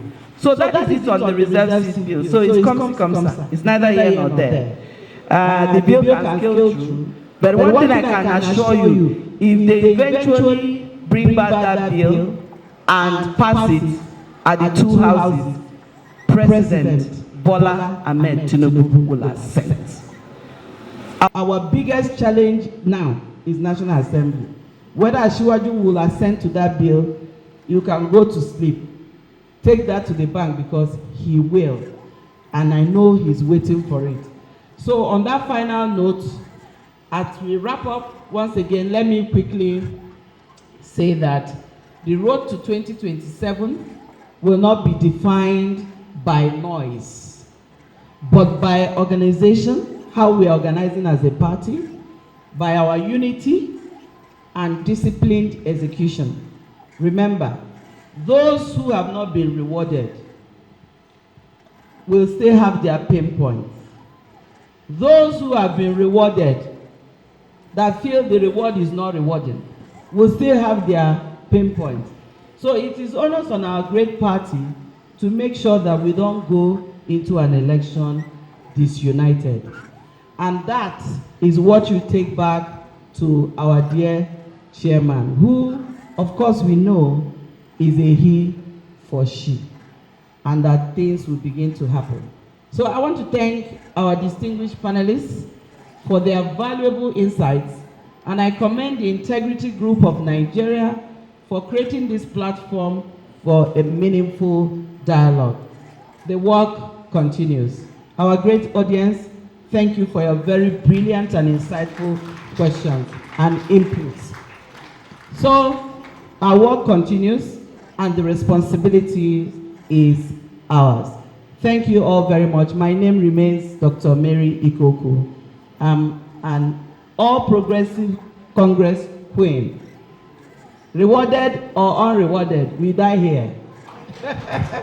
So thank you all of you for coming. It's been a wonderful day. Thank you. Please take a picture. The DG, please, can you quickly join them, DG, for a quick picture? Your Excellencies, ladies and gentlemen, please, a round of applause for these beautiful panelists. Of course, the representative of the chairman. Yes, a quick picture. Come and speak now. Let Mr. President hear you.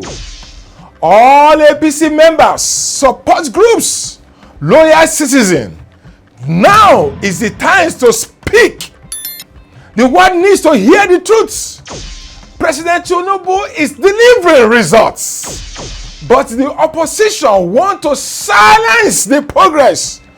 Mr. President Podcast Studio is your platform dedicated to amplify the achievements of Tinubu's leadership directly to the people. Stand up against propaganda. Share grassroots success stories and real impacts. Counter misinformation with verified progress. Come and speak now. Defend the truth. Let President Tinubu hear you. Call Ambassador Pesther 08065980501. Mr. President Podcasts, dedicated for President Tinubu's great achievements. Chief host, quickly. Yes.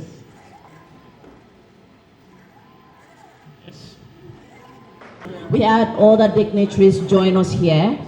So help me appreciate the Treasurer APC Office of the National Treasurer, APC, Chief Matthew Agu, represented by his PA, Honorable Chukwueze Jonas. Thank you so much for coming. Please, where are you? Can you indicate?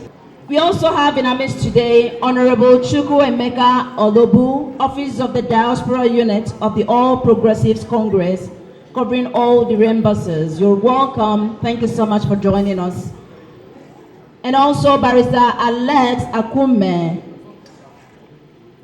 Secretary to the Government of the Federation Sun, representing the SGF. Please, where are you? Let's recognize you. Thank you so much for coming. All right, so we'll continue with the rest of the activities on our program today. Please stay on, don't be tired. We have a lot of things to refresh you, to make you still active. So please, I want to see that smile. Thank you. Thank you, Ms. Pesther. Your Excellencies, ladies and gentlemen, it is on this note, Your Excellencies, that I would like to specially invite for a goodwill message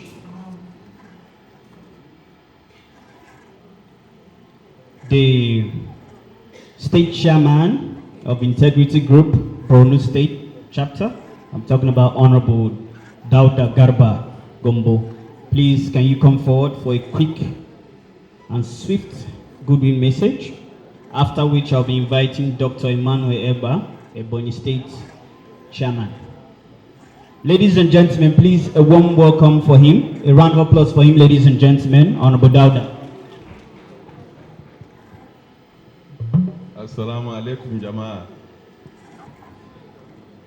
Good afternoon, ladies and gentlemen. So, yaya gajiya?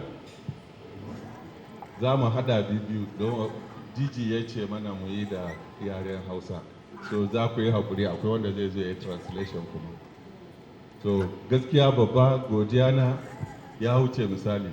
DG namu, Honorable Dr. Idewani is very active. Since the day we were here up to now, I've seen him up and down. Please, let's give him a round of applause. Thank you very much, sir. God bless you. May you see another day so that we'll come and gather here. To jama'a, yadda Allah ya kawo da kowa nan lafiya, addu'a mu fata mu shine kowa ya koma gida lafiya cikin koshin lafiya. Allah ya kiyaye mana hanya ya tsare mu. Mun gode sai lokacin da kuma Allah ya hada mu da zamu sake haduwa a wani taro kamar haka. Integrity Group 2027. So, thank you very much. May God bless you all. I can see the faces are shining. Thank you very much. Integrity Group, we cannot get tired because we are moving ahead. Let me stand on the already established protocol because of waste of time. I wish to especially thank the Director General of Integrity Group of Nigeria, Dr. K, who have been dogged, have been ebullient, working around the clock to ensure that the mission and objective of Integrity Group is delivered on time, and that the aphorism that there's no vacancy in Aso Rock is fully established. We need to consider this, the imperative of continuity and the philosophy of second term bid of His Excellency the President of Nigeria, Ahmed Tinubu. One tenure is just like you are learning how to walk, and second tenure is the consolidation which you are here to carry out the foundation. And it is imperative that we understand the importance of second tenure bid. A lot of policies and programs have been emphasized here, which we should take to grassroots. And the importance of this gathering, this symposium, is to take all we have discussed here to grassroots.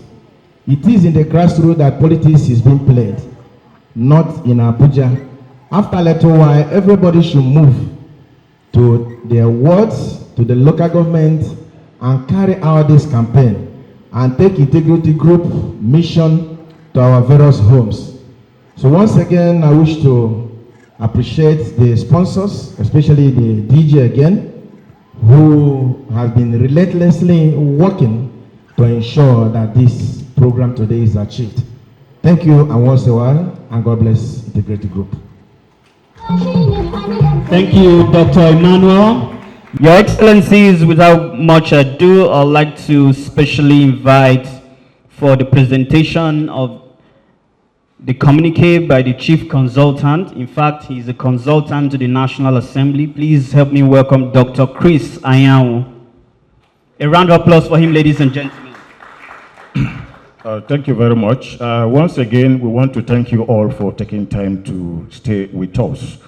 Without wasting time, I want to I want to read the communique.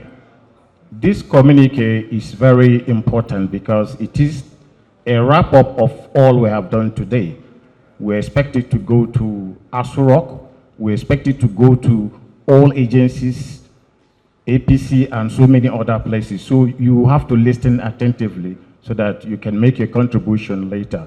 So, communique issued at the end of the National Symposium organized by Integrity Group of Nigeria. Hence this. So, preambles.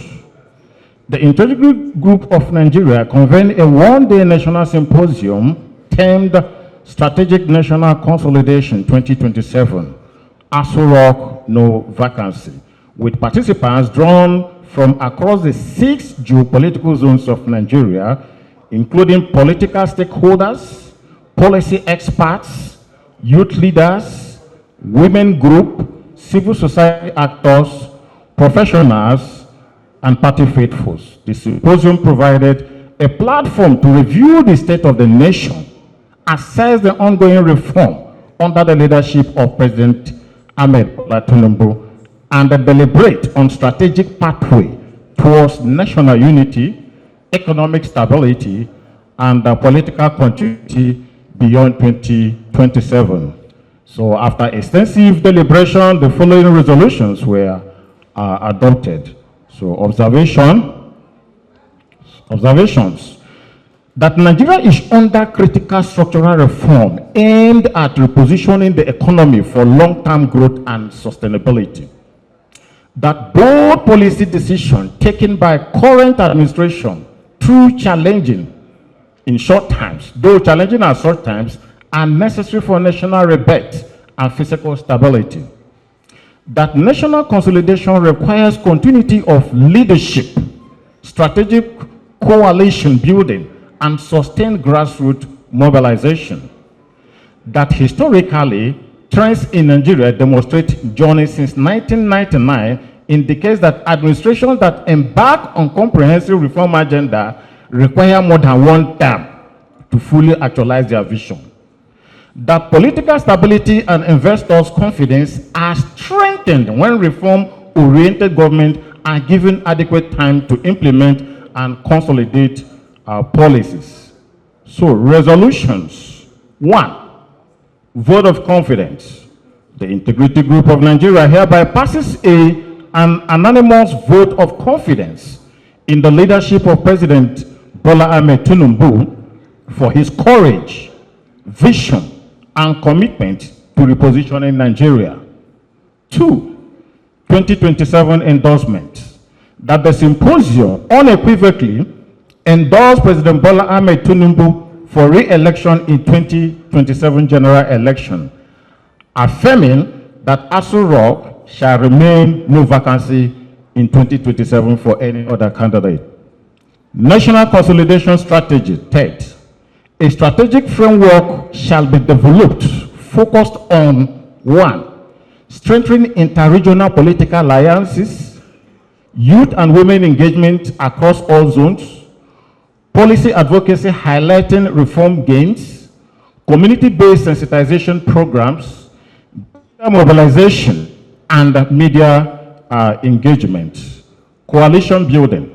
The group resolved to intensify collaboration with political stakeholders, traditional institutions, religious leaders, and civil society organizations to build a broad-based national coalition in support of continuity.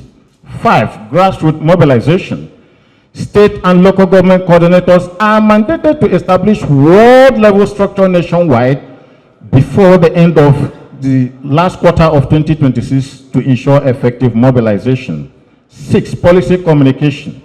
A dedicated communication committee shall be inaugurated to document, simplify, and disseminate key achievements of the current administrations to Nigeria public. 7, call to action. The Integrity Group of Nigerians call on all well-meaning Nigerians, especially the youth and the business community, to support the ongoing reform agenda for the sake of long-term national prosperity and stability. We urge citizens to remain patient, engaged, and unite as Nigerians consolidate its democratic and economic foundation. So, in conclusion, the symposium reaffirms that sustainable development, national cohesion, and economic recovery require visionary and courageous leaders such as President Ahmed Bola Tinubu. The participants collectively resolve to work tirelessly towards ensuring continuity in 2027. Thank you very much. A bigger round of applause for Dr. Chris Anyanwu. Thank you so much, sir. Without much ado, I'd like to specially welcome, of course, for the adoption of the communique and vote of confidence for Mr. President, Commander-in-Chief of the Armed Forces, President Bola Ahmed Tinubu.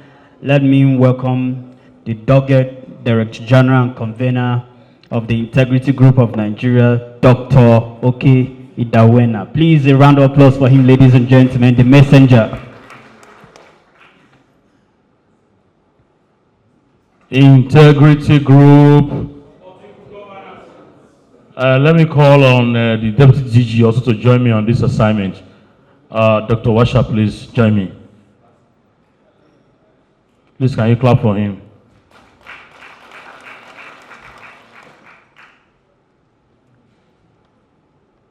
He is from Taraba State and from Delta State. So the country is well represented. Am I correct? Am I correct? Having said so, Dr. Chris Anyanwu, thank you very much for that wonderful action laid down already for adoption. Before I adopt it, let me appreciate who I call the Aguwanyi of today, Dr. Mrs. Ikoku Mary, for taking all the risks. She had not traveled by road for a long time, but she came by road to make sure she attended this symposium and moderated the discussions. Also, another senior Aguwanyi in the house, Mama Lacasta, celebrated again all the way from the UK. Having said so, I'm not here to give vote of thanks. I'm only appreciating those that I need to appreciate for now. One of our fathers from Oshun, Kola Wole, Baba Kola Wole Fatai, sent his son-in-law to represent him. Moshood, are you in the house? You can wave if you're in the house, Mr. Moshood. If you're not here, okay. Then at this point in time, the communique that have been issued is incomplete without a very key point. The keynote address speaker, Professor Natawi, our national chairman, represented by Professor, the House of Professors, by Professor Pine Atta, did say the role of support group in consolidating, the strategizing national consolidation, and the role of the support group. So in conjunction with the keynote address speech from the national chairman of APC, and that has been made by the Consultant General of the Executive of Nigeria, Dr. Chris Anyanwu, who also consults for the Federal House of Reps, I, Dr. Oke Idawena, in conjunction with Dr. Jonah Watchap Sam, hereby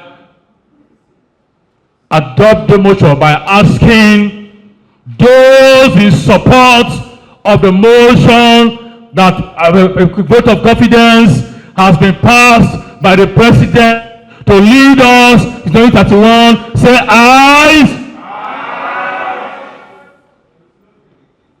I didn't hear your voice. Those against the nay. The ayes have it. The integrity of Nigeria today in this symposium, the entire 5.3 million members hereby adopt the president for a re-election. Vote of confidence has been moved and adopted once and for all. Go and deliver from a unit, and God bless you. Can you stand up now after the adoption, after the affirmation? On your mandate we shall stand. On your mandate we shall stand. On your mandate, Bola, on your mandate, Bola, on your mandate we shall stand. See, before I drop the microphone, there is somebody in Canada right now who is powering this project in support of every person that is here, and who the chief host. He is High Chief Mantis Wabweze Akubudike Worldwide. That's what we call him. He's a national patron of this group, and is one of the persons powering this program. Also, as we appreciate Uche Naji for his role, also as we are here. Every person that has sent support one way or the other to this program, God bless you all. The vote of thanks will be coming. I'm not the vote of thanks giver. Those from Wide, and I may not have the microphone again until the end of the program. So I don't want to say what I want to say. Professor Pat Atta Pine, political guru, I'm coming to your class to learn more. You know, I like education, so I will come and enroll in your school to have more degrees as we move on. Mama Lakasa, you came with your daughter. God bless you. My friend is in UK. I'll see her soon. My wife, thank you. Well, I want to mention everybody. DG Yakasa representative, thank you. Or should just name it. If I cannot mention you, the MCs of the day, Bliss, Beam TV, the Liberty TV woman, we love you all. We love you all. We love you. One message was passed. One message. One message.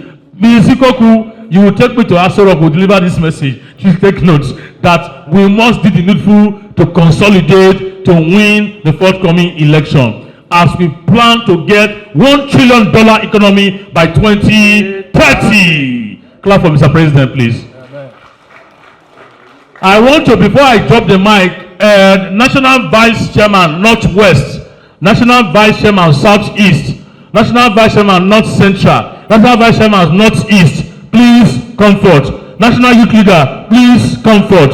National Vice Chairman Northwest, National Vice Chairman Southeast, National Vice Chairman North Central, National Vice Northeast, please comfort. Comfort. Everybody sit down. Comfort, please. The National Vice Chairman are here. We have gotten 2 speakers on behalf of the State Chairman, Borno, State Chairman for the North, Ebonyi, State Chairman for the South, has spoken on behalf of the Chairman. The Vice Chairman, please comfort. You play integral role of this. The South Chairman is not here, and the Southwest Chairman took excuse. Please work gallantly now. Northeast Vice Chairman. Okay, on behalf of the Vice Chairman, please say a word.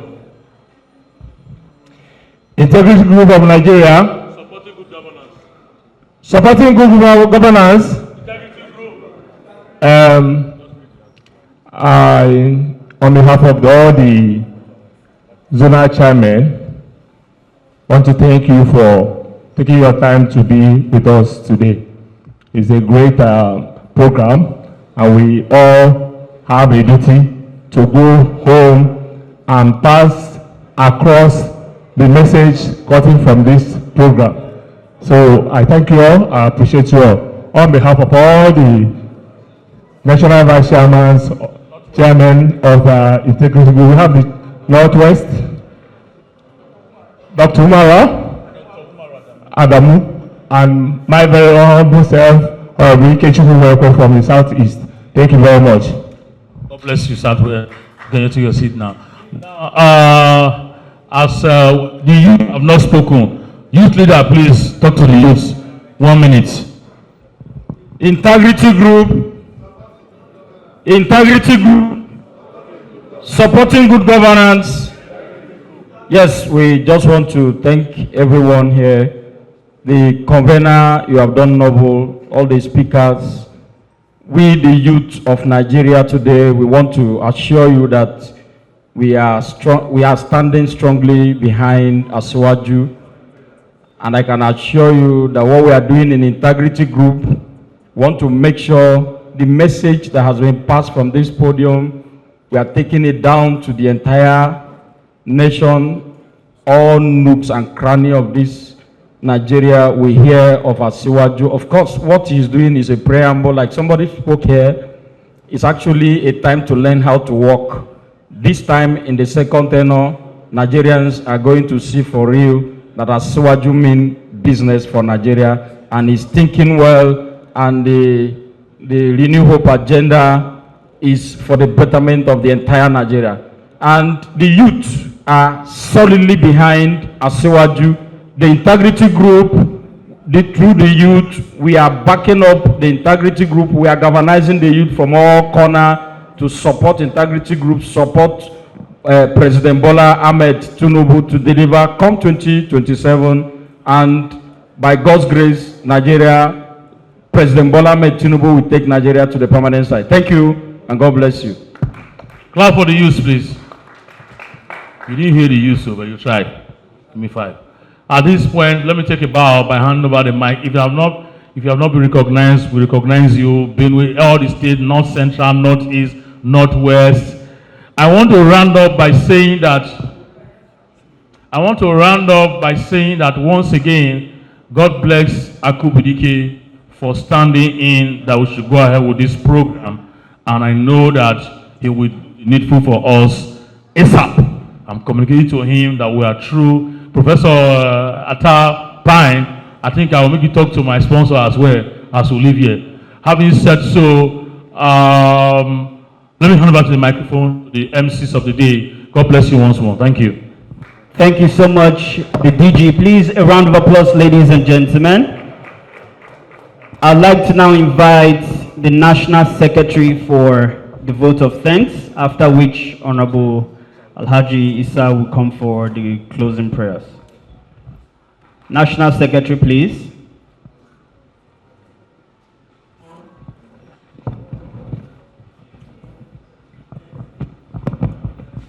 Wow. I am one of the most happiest person here. The national convener, I want to give you 3 gwosa for no relenting. And my prayer is, may the Lord continue to give you the wisdom, the strength as you continue to pilot the affairs of this platform. Distinguished ladies and gentlemen, I know we have stayed here for hours. I want to appreciate both the national leadership, state escorts that are here to grace this wonderful occasion, and also show our sincere appreciation to our guests who just crossed the T's and dot the I's here at the stage. In fact, you sent a powerful message, and I want to believe that we have the weapons to go down to the grassroots and preach to the electorate. I can see my senior colleague, a former councillor here, who also done justice. TSG is highly represented. Distinguished ladies and gentlemen, I can't forget about the media who have been doing wonderful here. We opened the platform and everything is running successfully there. I want to appreciate all of you for taking your time out of that schedule to attend this wonderful occasion. And even as you're going back home, I pray that may the Lord Almighty guide you and see you through. Thank you and God bless you. I remain yours, Honorable Silas Agom, the National Secretary. Thank you and God bless. Sallu ala Nabiul Karim.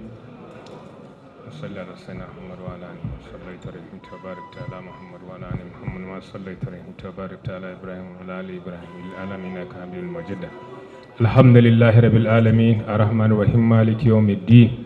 إياك نعبد وإياك نستعين صراط المستقيم صراط الذين أنعمت عليهم غير المغضوب عليهم ولا الضالين آمين. الله لا إله إلا هو الحي القيوم لا تأخذه سنة ولا نوم له ما في السماوات وما في الأرض من ذا الذي يشفع عنده إلا بإذنه يعلم ما بين أيديهم وكل يدون بما شاء وسع كرسيه السماوات والأرض ولا يؤوده حفظهما العظيم سبحانك ربك رب العزة عما يصفون وسلام على المرسلين الحمد لله رب العالمين. Defend the truth. In the world of rising propaganda and media distortion, the podcast stands as a bold voice of clarity, courage, and conviction. This is the platform where Nigerians speak and the president listens. From streets to strategy, from grassroots impact to national reforms, we spotlight the truths about president's achievements that the world deserves to hear. Join the APC family as they confront lies, challenge narratives, and tell the real story and fearless voices behind the Renew Hope agenda. Come and defend the truth.